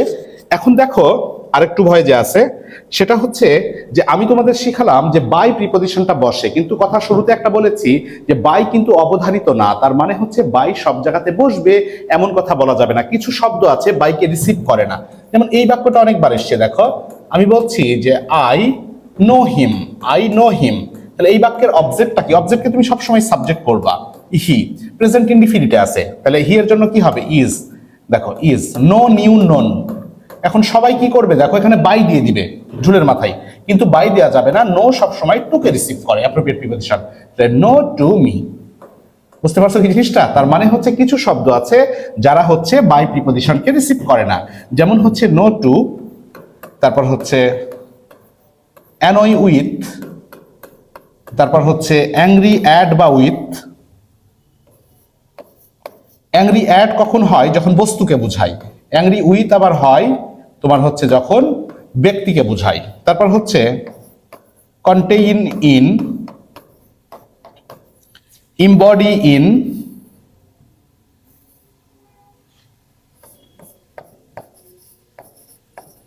এমবডি ইন,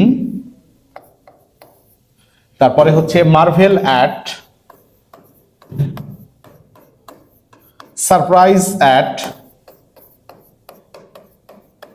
সিজ উইথ, তারপর হচ্ছে ফিল উইথ। দেখো এইগুলোকে যদি আমরা হচ্ছে ভার্ব হিসাবে পাই, তাহলে যথাক্রমে যে প্রিপোজিশন গুলো লিখে দিলাম, এই প্রিপোজিশন গুলো তোমাকে ব্যবহার করতে হবে। তুমি সেই জায়গাতে কোনো অবস্থাতেই কি ব্যবহার করতে পারবে না বলো তো? কোনো অবস্থাতেই সেই জায়গাতে তুমি হচ্ছে বাইকে ব্যবহার করতে পারবে না। চলো এবার হচ্ছে ভয়েসের পরে আমরা যেখানে ঢুকবো সেটা হচ্ছে আরো গুরুত্বপূর্ণ টপিক, সেটা হচ্ছে জিরান্ড পার্টিসিপল। দেখো জিরান্ড এবং পার্টিসিপল নিয়ে আমাদের হচ্ছে বিরাট পরিমাণে কিন্তু একটা ঝামেলা লেগে আছে, যে জিরান্ড এবং পার্টিসিপল আমাদের সলভ করতে সমস্যা হয়, ঠিক আছে না? তো আমরা একটু আলোচনা করি। দেখো যে জিরান্ড এবং পার্টিসিপল জিনিসটা কি। আমি এই পাশে নিলাম হচ্ছে জিরান্ডকে, একটু মনোযোগ দাও, দেখো হয়ে যাবে ইনশাল্লাহ। দেখো জিরান্ডের যে প্রাইমারি গঠন, সেটা জিরান্ড হতে গেলে তোমাকে ভার্ব প্লাস আইএনজি হতে হবে। কি হতে হবে বলতো? ভার্ব প্লাস আইএনজি হতে হবে। এখন আরেকটা জিনিস আছে আমাদের, সেটা হচ্ছে পার্টিসিপল। পার্টিসিপল আবার তিন প্রকার, present participle, past participle, perfect participle. কিন্তু আমাদের আসে হচ্ছে তোমার প্রেজেন্ট পার্টিসিপলটা থেকে। তো এই প্রেজেন্ট পার্টিসিপলেরও আমি প্রেজেন্ট পার্টিসিপলটা আলোচনা করছি। প্রেজেন্ট পার্টিসিপলের এর গঠনটাও হলো আবার ভার্ব প্লাস আইএনজি। দেখো ঝামেলা লেগে গেছে না? দেখো ঝামেলা ছুটবে এবার ইনশাআল্লাহ। Verb plus ING, okay. আর দুইটারও স্ট্রাকচার বলে দিই। আরেকটা হচ্ছে past participle. Past participle structure হচ্ছে ভার্বের V3। আরেকটা হচ্ছে আমাদের perfect participle. Perfect participle, perfect পার্টিসিপলটা হচ্ছে হ্যাভিং প্লাস V3। দেখো আমি যতটুকু আলোচনা করেছি একটু মনোযোগ দিয়ে বোঝার চেষ্টা করো। এই চিরজীবনের মতো জিরান্ড এবং পার্টিসিপল নিয়ে ইনশাল্লাহ কোনো ঝামেলা থাকবে না। দেখো জিরান্ডের প্রাইমারি গঠন হচ্ছে ভার্ব প্লাস আইএনজি, এবং পার্টিসিপল হচ্ছে তিন প্রকার, যেটা অ্যাডজেক্টিভের জাত ভাই। অপশনে অ্যাডজেক্টিভ না থাকলে পার্টিসিপলকে গ্রহণ করা যায়, পার্টিসিপল না থাকলে অ্যাডজেক্টিভকে গ্রহণ করা যায়। এই পার্টিসিপল হচ্ছে তিন প্রকার, প্রেজেন্ট পার্টিসিপল, পাস্ট পার্টিসিপল এবং হচ্ছে perfect participle. Present participle verb plus ING, past participle ভার্বের V3, পারফেক্ট পার্টিসিপলটা হচ্ছে আমাদের হ্যাভিং প্লাস V3। ওকে, এখন আমার দরকার হচ্ছে এইটা, আমার দরকারে যাইতে হবে আমাকে এইটা, আর এইখান থেকে হচ্ছে এইটা। এখন আমাদের তো ঝামেলা লেগে গেল। একটা জিনিস তোমাদের আমি আবারও বলি, যে আমি এই মুহূর্তে তোমাদের শিক্ষক, কিন্তু আমার বন্ধুর কাছে বন্ধু, আমি কারু বাবা, আমি আবার কারু সন্তান। তার মানে হচ্ছে আমরা মানুষ, আমাদেরই এক এক জায়গাতে পরিচয় হচ্ছে এক এক রকম। তো ইংরেজির শব্দগুলো কোথায় অবস্থান করেছে তার উপর কিন্তু তার নাম ধারণ করতে হবে। দেখো ভার্ব প্লাস আইএনজি আমি জিরান্ড বলছি, ঠিক আছে, কিন্তু আমি যদি এটা বলি, দেখো যে আই অ্যাম প্লেইং ফুটবল, তুমি কি এই প্লেইংকে জিরান্ড বলতে পারবে? অবশ্যই না, অবশ্যই না। প্লেইং ফুটবল, দেখো এটা কিন্তু হচ্ছে আমাদের মেইন ভার্ব, এই প্লেইং কিন্তু এখানে মেইন ভার্ব। তাহলে কোথায় অবস্থান করলে, কোথায় আইএনজি অবস্থান করলে, কোথায় ভার্বের সাথে আইএনজি করলে তার নাম আমরা জিরান্ড বলতে পারবো? চলো একটু দেখি। দেখো গুরুত্বপূর্ণ চারটা জায়গাতে যদি ভার্বের আইএনজি পাও, সেটা এক হচ্ছে সাবজেক্ট হিসাবে। যেমন আমি বলছি, দেখো যে walking, walking is good for health, walking is good for health. Okay, এই জায়গাতে খেয়াল করে দেখো যে ওয়াকিং বাক্যের সাবজেক্ট হিসাবে, মানে এটা জিরান্ড। তারপরে হচ্ছে অবজেক্ট হিসাবে আমি বলছি যে I like playing, I like playing. দেখো প্লেইংটা কিন্তু বাক্যের অবজেক্ট হিসাবে বসছে, অর্থাৎ লাইক ভার্বের। তারপর বলছি প্রিপজিশনের পরে যদি কোনো ভার্বের আইএনজি পাও, ছোট ছোট বাক্য লিখছি বোঝানোর জন্য। I am fond of cooking, দেখো ফন্ড অফ কুকিং। এখন যদি কুকিং এ দাগ দিয়ে বলে, এটা কি? অবশ্যই জিরান্ড, কারণ অফ প্রিপজিশন আছে, প্রিপজিশনের পরে হচ্ছে আইএনজি আছে। ওকে, তারপরে হচ্ছে দেখো, তারপরে হচ্ছে পজেসিভের পরে। আমরা কিন্তু প্রোনাউনে পজেসিভ পড়েছি পার্ট 1-এ, প্রথম ভিডিওতে। দেখো পজেসিভ, পজেসিভ ওই যে হার, দেয়ার, এইগুলো মাই। তো পজেসিভ এর পরে যদি তোমার হচ্ছে, আচ্ছা লিখে ফেলেছি আমি, উদাহরণ দিতে যে এটা উদাহরণ দিয়ে দিই। দেখো আমি বলছি যে I like her cooking, I like her cooking. এই জায়গাতে খেয়াল করে দেখো, এই হারটা হচ্ছে পজেসিভ, এরপরে যে ভার্বের আইএনজি সেটা হচ্ছে জিরান্ড। আমার কথাটা মন দিয়ে শোনো, এই চারটা প্লেসমেন্টে, এই গুরুত্বপূর্ণ চারটা প্লেসমেন্টে যদি ভার্বের আইএনজি পাওয়া যায়, চোখ বন্ধ করে সেটা হচ্ছে জিরান্ড। সাবজেক্ট হিসাবে ভার্বের আইএনজি, অবজেক্ট হিসাবে ভার্বের আইএনজি, প্রিপজিশনের পরে ভার্বের আইএনজি, পজেসিভের পরে ভার্বের আইএনজি। ওকে, তাহলে দেখো জিরানটা আমরা চিনলাম। এইবার হচ্ছে দেখো যে পজেসিভটা তাহলে কোথায়। দেখো পজেসিভটা আমি একটা বাক্য লিখি, দেখো আমি বলছি যে এ স্লিপিং ডগ, দেখো এ স্লিপিং ডগ, খেয়াল করে দেখো এ স্লিপিং ডগ, এই জায়গাতে আমাদের এটা কি ওইরকম জিরান্ডের অবস্থানে আছে, সাবজেক্টের অবস্থানে আছে, অবজেক্টের জায়গাতে আছে, প্রিপজিশনের পরে আছে, পজেসিভের পরে আছে, তা কিন্তু নাই। আরো চমৎকার করে পার্টিসিপলটা আমরা হচ্ছে একটু শিখে ফেলতে পারি। দেখো যে অ্যাডজেক্টিভের অবস্থান হয় কোথায় বলো তো, নাউনের আগে না? তো নাউনের আগে এই যে ভার্বের আইএনজি আছে, এইটা কিন্তু হচ্ছে আমাদের পার্টিসিপল, এইটা পার্টিসিপল। আচ্ছা আরো সহজ করে দিই, সহজ করে বলি, ধরো যে এ সুইমিং পুল, এইবার দেখো ধামাকা, এ সুইমিং পুল, এ সুইমিং পুল যেখানে সাঁতার কাটা হয়। তারপরে বলতেছি যে এ ওয়াকিং স্টিক। আচ্ছা সহজ করে তোমাদের বলি, যে জিনিসটা কাজ করতে পারবে, যেটা বাস্তবিক, যেটা কাজ করতে পারবে সেটা হচ্ছে পার্টিসিপল, আর যেটা কাজ করতে পারবে না সেটা হচ্ছে জিরান। আচ্ছা বলছি এ স্লিপিং ডগ, কুকুর ঘুমাতে পারে না? পারে না। কুকুর ঘুমাতে পারে, তার মানে হচ্ছে এটা পার্টিসিপল, কোনো সন্দেহ নাই। আচ্ছা আমি বলছি এ সুইমিং পুল, এ সুইমিং পুল যদিও নাউনের আগে আছে এখানে, তারপরে এটাকে পার্টিসিপল বলা যাবে না। পুল কি কখনো সাঁতার কাটতে পারে? পুল সাঁতার কাটতে পারে? পারে না, তার মানে হচ্ছে এটা জিরান্ড। আবার দেখো বলছি এ ওয়াকিং স্টিক, আচ্ছা লাঠি, লাঠি কি কখনো হাঁটতে পারে? লাঠি হাঁটতে পারে না। একাই হাঁটতে পারে লাঠি? পারে না, তার মানে এইটাও হচ্ছে আমাদের জিরান। দেখো আমাদের আর কোনো কিন্তু ঝামেলার কোনো জায়গা নাই। আমি যদি সব আলোচনাও বাদ দাও জিরান পার্টিসিপলের, আমার এই থিওরিতে যদি চলে আসো যে যেটা করতে পারবে, আইএনজি যুক্ত যেটা করতে পারবে সেটা হচ্ছে আমার কি বলতো, পার্টিসিপল। যেটা করতে পারবে না সেটা হচ্ছে জিরান। আমি বলছি এ ওয়াকিং ডগ, এ স্লিপিং ডগ, ডগ ঘুমাতে পারে, কুকুর ঘুমাতে পারে, তার মানে হচ্ছে এটা আমার কি, পারা জিনিসটা পার্টিসিপল, পার্টিসিপল না পারা জিনিসটা হচ্ছে জিরান। এ সুইমিং পুল, এ রিডিং টেবিল, টেবিল কি পড়তে পারে? টেবিল কি পড়তে পারে? এ ড্যান্সিং গার্ল, দেখো গার্লটা কি ড্যান্স করতে পারে না? গার্লটা ড্যান্স করতে পারে, তার মানে হচ্ছে এই যে ড্যান্স থেকে ড্যান্সিং, এইটা কিন্তু পার্টিসিপল। এ ড্যান্সিং গার্ল, এ স্লিপিং ডগ, ঠিক কিনা বলো? ঠিক আছে, তার মানে হচ্ছে যেটা কাজ করতে পারে, উল্টা করে যদি আমি ইয়ে করি তাহলে সেটা হচ্ছে পার্টিসিপল, আর যেটা কাজ করতে পারবে না সেটা হচ্ছে আমাদের জিরান্ড। দেখো এই জিরান্ডার পার্টিসিপল।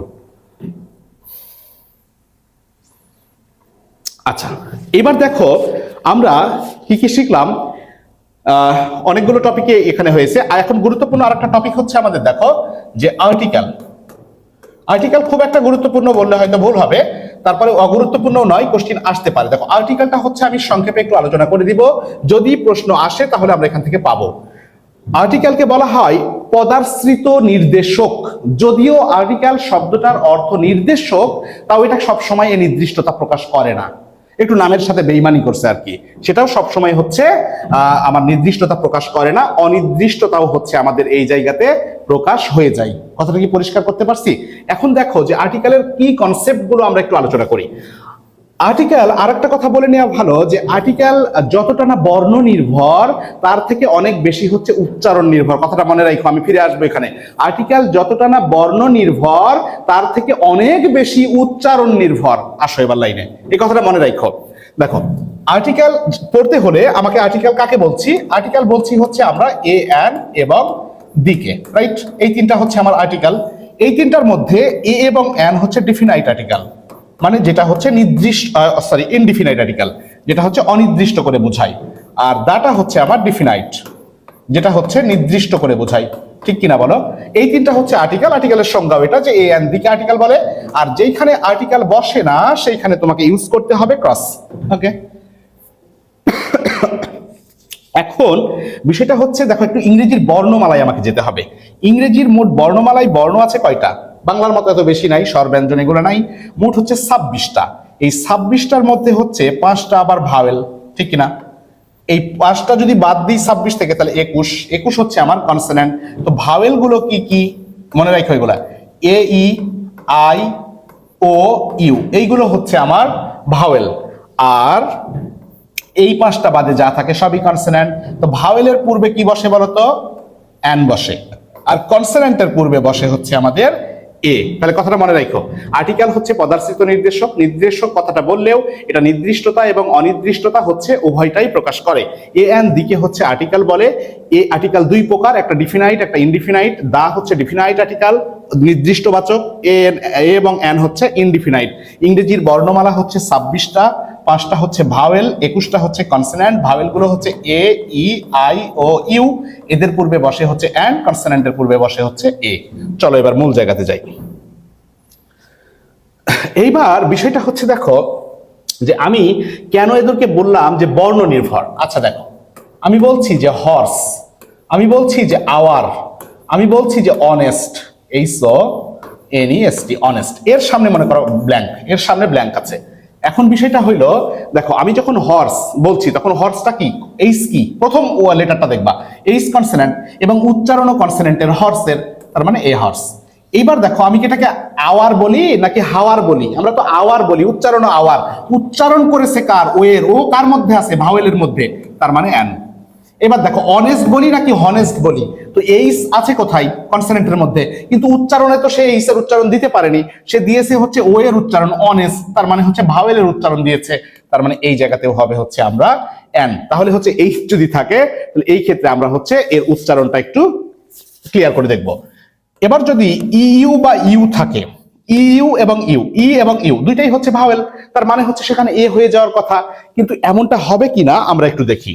দেখো আমি বলছি যে ইউনিভার্সিটি, কি বলতো, ইউনিভার্সিটি। তারপরে বলছি হচ্ছে ইউনিয়ন, ইউনিয়ন। তারপরে ইউনিক। তারপরে বলছি আমব্রেলা, আমব্রেলা। ঠিক আছে, খেয়াল করছো জিনিসটা? এখন খেয়াল করে দেখো যে এই নিয়মটা হচ্ছে ইউ এবং ইউ যদি একদম ইউ এর মতো বা ইউ এর মতো উচ্চারণ করে তাহলে সেখানে এন না হয়ে এ হবে। আচ্ছা ইউনিভার্সিটি, দেখো প্রথম প্রোনাউন্সিয়েশন, ইউনিভার্সিটি পুরো ইউ কে উচ্চারণ করছে, এন হবে না এ হবে। পুরো ইউ কে উচ্চারণ করছে, ইউনিয়ন, এ হবে। ইউনিক, ইউ কে উচ্চারণ করছে, এ হবে। কিন্তু আমব্রেলা থেকে ইউব্রেলা বলছি আমি, বা আমরা বলতে পারবো দেখো আমব্রেলা কি ইউব্রেলা না, আমব্রেলা কিন্তু আমব্রেলা, পুরো ইউকে প্রোনাউন্স করতে পারেনি, তার মানে এই জায়গাতে ভাওয়েল হওয়ার কারণে এন হবে। কিন্তু এইগুলো ভাওয়েল হলেও এদের উচ্চারণ ইউ বা ইউ এর মতো, যেই কারণে হচ্ছে আমাদেরকে যেটা নিতে হবে সেটা হচ্ছে আমরা কি নিব বলতো, আমরা নিব হচ্ছে এন না নিয়ে এ। এইবার হচ্ছে দেখো যে পৃথিবীতে ও দিয়ে যত শব্দ গঠিত হয়েছে, মনে করো ওয়ান, তারপর হচ্ছে অপেরা যেখানে গান বাজনা হয়, তারপর হচ্ছে অরেঞ্জ, ঠিক আছে, এই দেখো ও দিয়ে গঠিত এই শব্দগুলো। তো গ্রামার বলছে যে পৃথিবীতে ও দিয়ে যত শব্দ গঠিত হয়েছে একমাত্র ওয়ান শব্দের আগেই এ হবে, বাকিগুলো এন। কিচ্ছু মনে রাখার দরকার নাই। ও দিয়ে পৃথিবীতে যত শব্দ গঠিত হয়েছে একমাত্র ওয়ান শব্দের আগে হবে এ, আর বাকি শব্দগুলোর আগে হবে এন। এইবার ধামাকা আসো, দেখো আমি বলছি যে এমবিবিএস, এমবিবিএস, তারপরে হচ্ছে তোমার বিএ, তারপরে হচ্ছে MA। আচ্ছা এইগুলাকে বলো তো যে অ্যাব্রিভিয়েশন বলা হয় নাকি ইলাবোরেশন বলা হয়? বহুত শিক্ষিত মানুষ আছে কিন্তু আমরা দেখি যে এই অ্যাব্রিভিয়েশনটাকে ইলাবোরেশন বলি, আবার ইলাবোরেশনটাকে অ্যাব্রিভিয়েশন বলি। এইভাবে সংক্ষিপ্ত করে লেখা থাকলে এর নাম হলো অ্যাব্রিভিয়েশন। অ্যাব্রিভিয়েশন মানে হলো সংক্ষিপ্ত রূপ। আর এটাকে যখন আমরা প্রতিটা ওয়ার্ডের লেটারের একটা করে ওয়ার্ড বের করে ফেলবো, বড় করে ফেলবো, ইলাবোরেট করে ফেলবো, তখন তার নাম হবে ইলাবোরেশন। এখন বিষয়টা হচ্ছে এইরকম যদি আমাদের শব্দ থাকে, এইরকম যদি আমাদের হচ্ছে এই সংক্ষিপ্ত করা থাকে বা অ্যাব্রিভিয়েশন থাকে, তাহলে আমরা কিভাবে উত্তর করব? এই জায়গাতে তুমি দেখবা প্রথম প্রোনাউন্সিয়েশনটা কি দেখবো বলতো, আমরা প্রথম প্রোনাউন্সিয়েশনটা দেখবো আমরা হচ্ছে, দেখো বলছি এম এ, কি বলছি বলতো, এম এ, যতই এম কনসোনেন্ট হোক, হওয়ার কথা তো আমার এখানে এ, কিন্তু উচ্চারণ কিসের, এম এ, এম এ, প্রথম উচ্চারণটা হচ্ছে এর, তার মানে হচ্ছে আমার এই জায়গাতে এটা এর উচ্চারণ যদি হয় তাহলে এ ভাওয়েলের মধ্যে আছে, আর ভাওয়েল থাকলে কি হয়, এন হয়। দেখো এইটা বলছি বি এ, বি এ, তাহলে প্রথম উচ্চারণটা কিসের, বি এর, তাহলে বি কার মধ্যে আছে, কনসোনেন্টের, তাহলে এখানে এ হবে। এবার আবার দেখো এম চলে আসছে, তাহলে কি বলে, এম এ, এম এ, প্রথম উচ্চারণটা কার, প্রথম উচ্চারণটা কার, এর, তাহলে এ কার মধ্যে আছে, ভাওয়েলের মধ্যে, ভাওয়েল থাকলে কি হয়, এন হয়। বুঝতে পারছো জিনিসটা? তার মানে হচ্ছে আমরা এই যে আর এ এবং এন অনির্দিষ্ট, সেটা হচ্ছে একটা বোঝানোর ক্ষেত্রে ব্যবহার করা হয়, এটা দেখবা। কিন্তু এ এবং এন এর এটা কিন্তু হচ্ছে মৌলিক কনসেপ্ট, কনসেপ্ট, ঠিক আছে। দিন তামান বকে লাভ নাই যদি আমার হচ্ছে কাজের কাজ না হয়। তাহলে এ এবং এন এই জায়গা থেকে দেখবা। আর দাকে বলা হচ্ছে, দায়ের দু একটা গুরুত্বপূর্ণ ব্যবহার বলি, সেটা হচ্ছে দাকে বলা হয় যে ডিফিনাইট আর্টিকেল। তার মানে হচ্ছে যেটা আমাদের নির্দিষ্ট করে বলে। কি করে বলো তো? নির্দিষ্ট করে বলে। ধরো এই জানালা দিয়ে আমি দেখছি যে একটা ছেলে হচ্ছে খেলছে, একটা ছেলে খেলছে, তখন আমি বলছি যে দা বয় ইজ প্লেইং, ওই ছেলেটা খেলছে। আবার এটা ভাইবো না যে দা হচ্ছে শুধু সিঙ্গুলারকে বলে, প্লুরালকেও বোঝে, অনেকগুলো ছেলে খেলছে, তখন আমি বলতে পারবো যে দা বয়েজ আর প্লেইং। পরিষ্কার কিনা জিনিসটা? দা অনেকগুলো জায়গার ক্ষেত্রে বসে, যেমন সাগর, মহাসাগর, উপসাগর, এগুলাতে দা বসে। তোমার হচ্ছে পবিত্র ধর্মগ্রন্থ যেমন কোরআন, বাইবেল, এইগুলাতে দা বসে। নির্দিষ্ট তারিখ হলে দা বসে। আমরা ডিগ্রি শিখলাম, এই সুপারলেটিভ ডিগ্রিতে দা বসে। হচ্ছে কম্পারেটিভ ডিগ্রির ক্ষেত্রেও দেখা যাচ্ছে যে আমাদের এই দাটা ব্যবহার করতে হয়, ঠিক আছে। এটা হচ্ছে ক্ষেত্র বিশেষে আর কি। অফ দ্য টু কথা যদি উল্লেখ থাকে তাহলে কম্পারেটিভ ডিগ্রিতেও আমাদের হচ্ছে তোমার দা হয়, ঠিক আছে। এখন বিষয়টা হচ্ছে যে নির্দিষ্ট করে যত কিছু আমি বলবো এই জায়গাগুলো সবগুলো জায়গাতেই দেখা যাচ্ছে আমাদের কি নিতে হবে, আমাদের দা নিতে হবে। আমাদের এইখানে যে কাজটা হবে সেই কাজটা হচ্ছে যে আমরা কি করব বলতো, যে পুরো আর্টিকেলটা যতটুকু পড়েছি আর দায়ের ব্যবহারটা আমাদের কাছে নিশ্চয়ই কোনো একটা বই আছে এবং কি আছে, আমার পিডিএফ আছে, একবার ধামাকা রিডিং দিয়ে দিব। এবার সবচেয়ে গুরুত্বপূর্ণ টপিক যেটা আলোচনা হবে সেটা হচ্ছে আমাদের সাবজেক্ট ভার্ব এগ্রিমেন্ট। গুরুত্বপূর্ণ যে টপিক, খুবই গুরুত্বপূর্ণ, হাইলি ইম্পর্টেন্ট, সেটা হচ্ছে আমরা সাবজেক্ট ভার্ব এগ্রিমেন্ট এবং হচ্ছে right form of verb. Subject verb agreement এবং হচ্ছে রাইট ফর্ম অফ ভার্ব দুইটা হচ্ছে অ্যামালগামেশন করে, অর্থাৎ একত্রিত করে আমি তোমাদের পড়াবো এখন।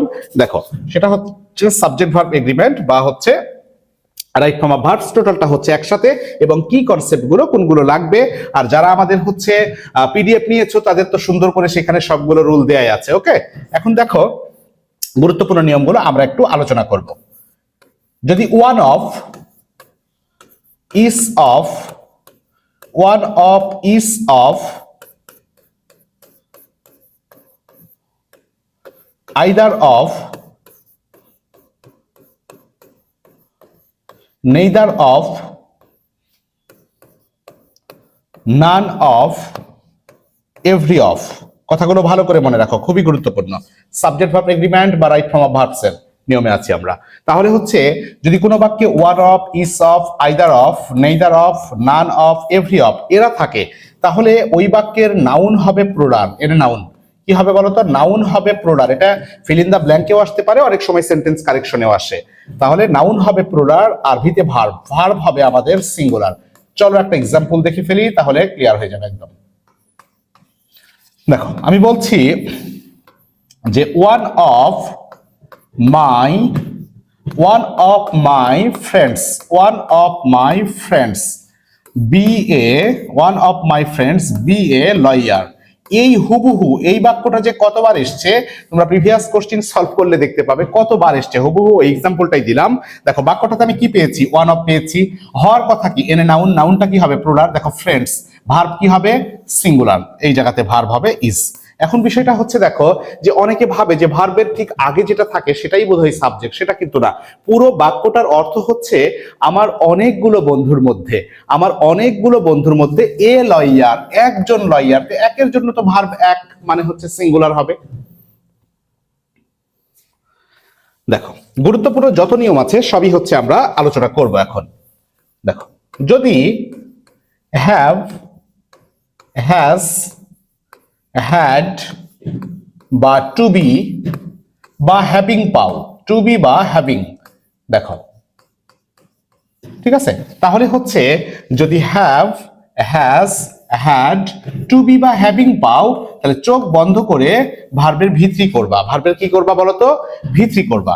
দেখো আমি বলছি যে having, having see the police, having see the police, comma he ran away, মনে করো এই পারে আছে। আমি তো হ্যাভিং পেয়েছি এখানে, তাই না বলো? এই যে হ্যাভিং থাকলে বা এইগুলো থাকলে ভার্বের ভিত্তি, তাহলে সি, স, সিন। যে নিয়মগুলো করাচ্ছি খুবই গুরুত্বপূর্ণ, একটু নোট করে নাও, কাজে দিবে ইনশাল্লাহ। আচ্ছা, এইবার দেখো যে can not, can not help বা could not help, can not help বা হচ্ছে কুড নট হেল্প মাইন্ড বা হচ্ছে would you mind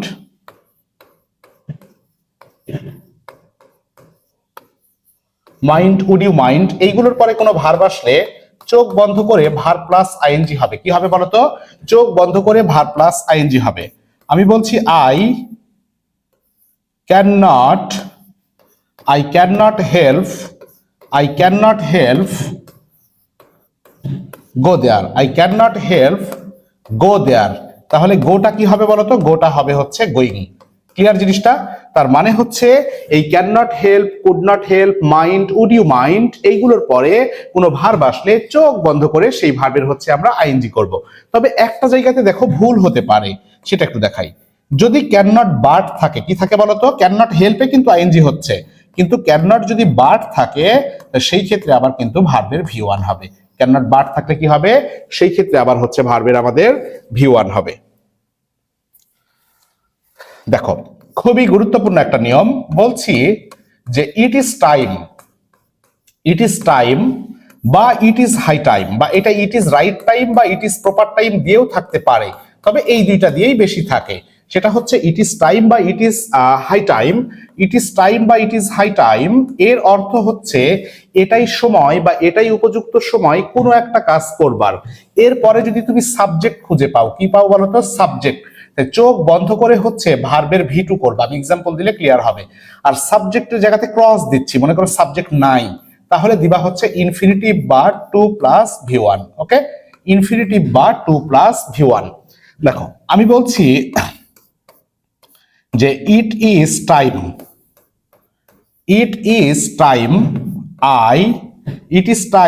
I do it. দেখো একটু মিলাও আমার নিয়মের সাথে।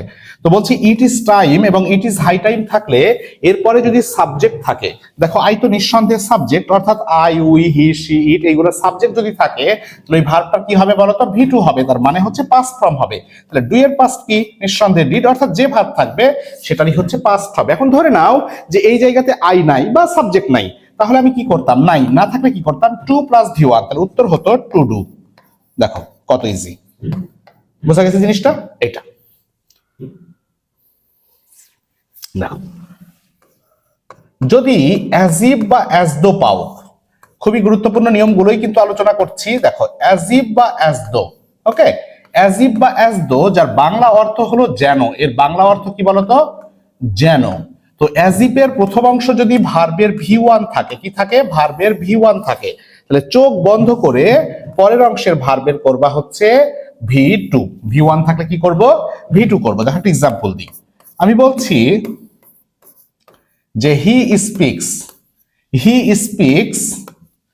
As if he play football, as if he play football.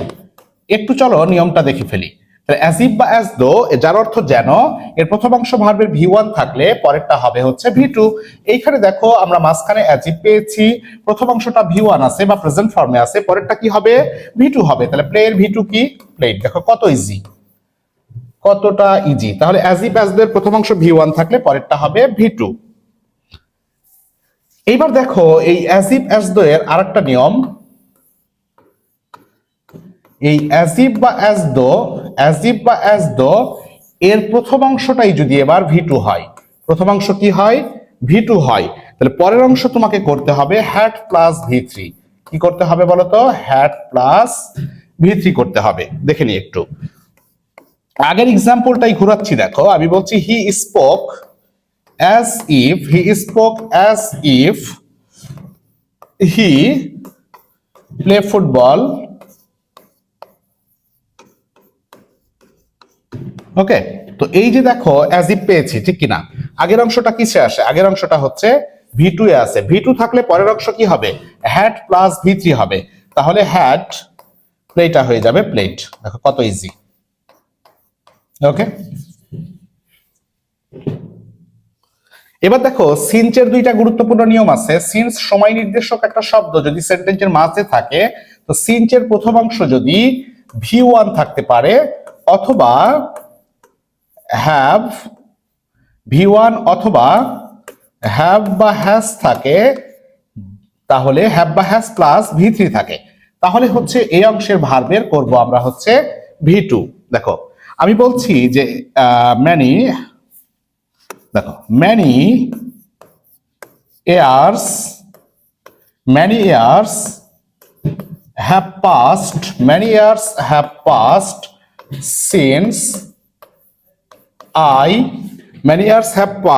since I do it. দেখো নিয়মটা কি, সিন্স মাঝখানে আছে, বাক্যের আছে কিনা?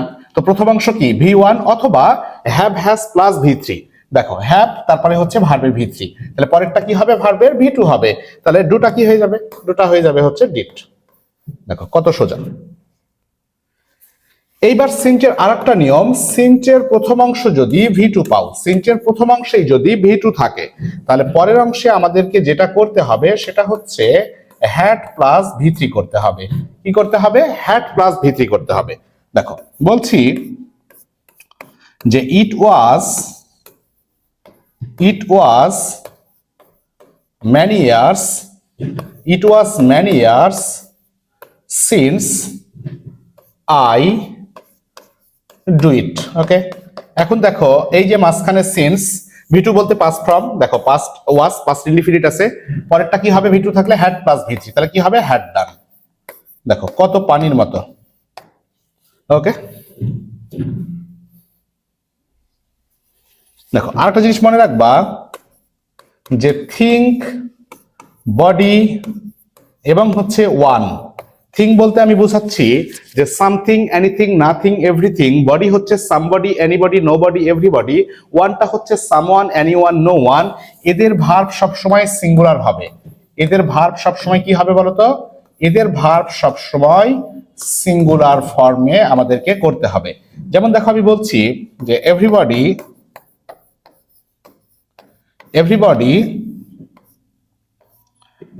has done it. Everybody has done it. খেয়াল করে দেখো এই জায়গাতে যে এভরিবডি থাকার কারণে আমার ভার্বটা কিন্তু হ্যাভ হয়নি, কি হয়েছে বলতো? হ্যাজ হচ্ছে কিন্তু সিঙ্গুলার। তার মানে হচ্ছে যত থিং, যত বডি, যত ওয়ান আছে সবগুলোর ভার্ব হিসাবে আমাদেরকে যেটা নিতে হবে সেটা হচ্ছে ভার্বের সিঙ্গুলার ফর্মটাকে আমাদেরকে নিতে হবে। দেখো উড দ্যাট দিয়ে যদি কোনো বাক্য শুরু হয় তো সাবজেক্টের পরে কুড হয়। দেখো আমি বলছি would that I see a doctor. আমি যদি একজন ডাক্তার দেখাতাম, would that I see a doctor. Okay, তো উড দ্যাট দিয়ে কোনো বাক্য শুরু হলে এই যে সাবজেক্টের পরে আমাদেরকে কুড নিতে হবে। দেখো কুড, আর কুডের পরে কি হবে বলতো? কুডের পরে আমার হচ্ছে ভার্বের V1 হয়, কারণ এটা হচ্ছে মডাল অক্সিলারি। ওকে, দেখো আরেকটা নিয়ম এখানে বলে দিই, সেটা হচ্ছে দেখো যে মডাল গুলো আছে অর্থাৎ can, could, may, might, will, would, shall, should, এগুলোর পরে সবসময় ভার্বের V1 হয়, অর্থাৎ মডাল সমান V1। যেমন আমি বলছি যে আই কুড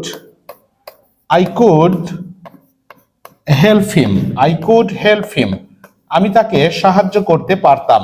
তাহলে কুডটা কি? Modal auxiliary. এই মডাল অক্সিলারির কারণে এই ভার্বের V1 হবে, আর V1 বলতে কি? ওইটা রেখে দিতে হবে। তার মানে হচ্ছে হেল্পই থেকে গেল। দেখো আরো কিছু গুরুত্বপূর্ণ নিয়ম, যদি প্রিপজিশনের পরে কখনো ভার্ব পাও, কি পাও বলতো? প্রিপজিশনের পরে কোনো ভার্ব আসে, চোখ বন্ধ করে সেই ভার্বের আইএনজি করে দিব আমরা। চোখ বন্ধ করে কি করে দিব আমরা? আইএনজি করে দিব। যেমন আমি বলছি যে I am fond of play, সে খেলা পছন্দ করে। তাহলে অফ প্রিপজিশনের পরে ভার্ব পেলে কি করব? আইএনজি। তাহলে কি হবে বলতো? প্লেইং। ঠিক আছে, কিন্তু আরেকটা ব্যতিক্রম হচ্ছে যদি প্রিপজিশন টু পাই, আমরা কি পাই? Preposition to. এই প্রিপজিশন টু এর পরে কিন্তু হচ্ছে আবার V1 হয়। টু এর পরে কি হয়? V1 হয়। দেখো আমি বলছি আই ওয়ান্টেড, আমি চেয়েছিলাম। আই ওয়ান্টেড টু প্লে, আমি খেলতে চেয়েছিলাম। তাহলে প্লেটা কি হবে বলতো? প্লেই হবে, কারণ টু এর পরে হচ্ছে ভার্বের V1 হয়। তাহলে প্রিপজিশনের পরে ভার্ব পেলে আইএনজি করব, আর টু প্রিপজিশন পেলে তারপরে ভার্বের V1 করব। কিন্তু মজার বিষয় হচ্ছে কিছু ব্যতিক্রম টু আছে, এগুলা গুরুত্বপূর্ণ, এগুলা থেকে কোশ্চিন হয়। যেমন হচ্ছে উইথ এ ভিউ টু, তারপরে হচ্ছে look forward to, with a view to, look forward to, তারপরে হচ্ছে বি ইউজ টু, তারপর হচ্ছে অবজেক্ট টু, তারপরে হচ্ছে কনফেস টু, অ্যাডিক্টেড টু, এ সমস্ত টু এর পরে যদি কোনো ভার্ব আসে, চোখ বন্ধ করে ওই ভার্বের গুলোর পরে আবার আইএনজি হয়। দেখো আমরা শিখলাম যে টু এর পরে V1 হয়, কিন্তু এটা ব্যতিক্রম। এ সমস্ত টু এর পরে আবার আইএনজি হয়। যেমন বলছি যে I am going to market, I am going to market with a view to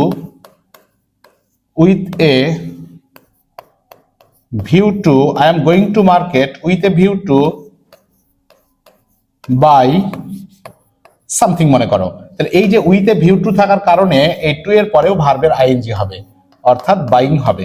তবে এইখানে ভুল হতে পারে কোথায়, একটা জিনিস সতর্ক থাকতে হবে, সেটা হচ্ছে দেখো যে বি ইউজ টুটা কি, am use to, is use to, be verb থেকে am is are was were been being এর জন্ম হয়।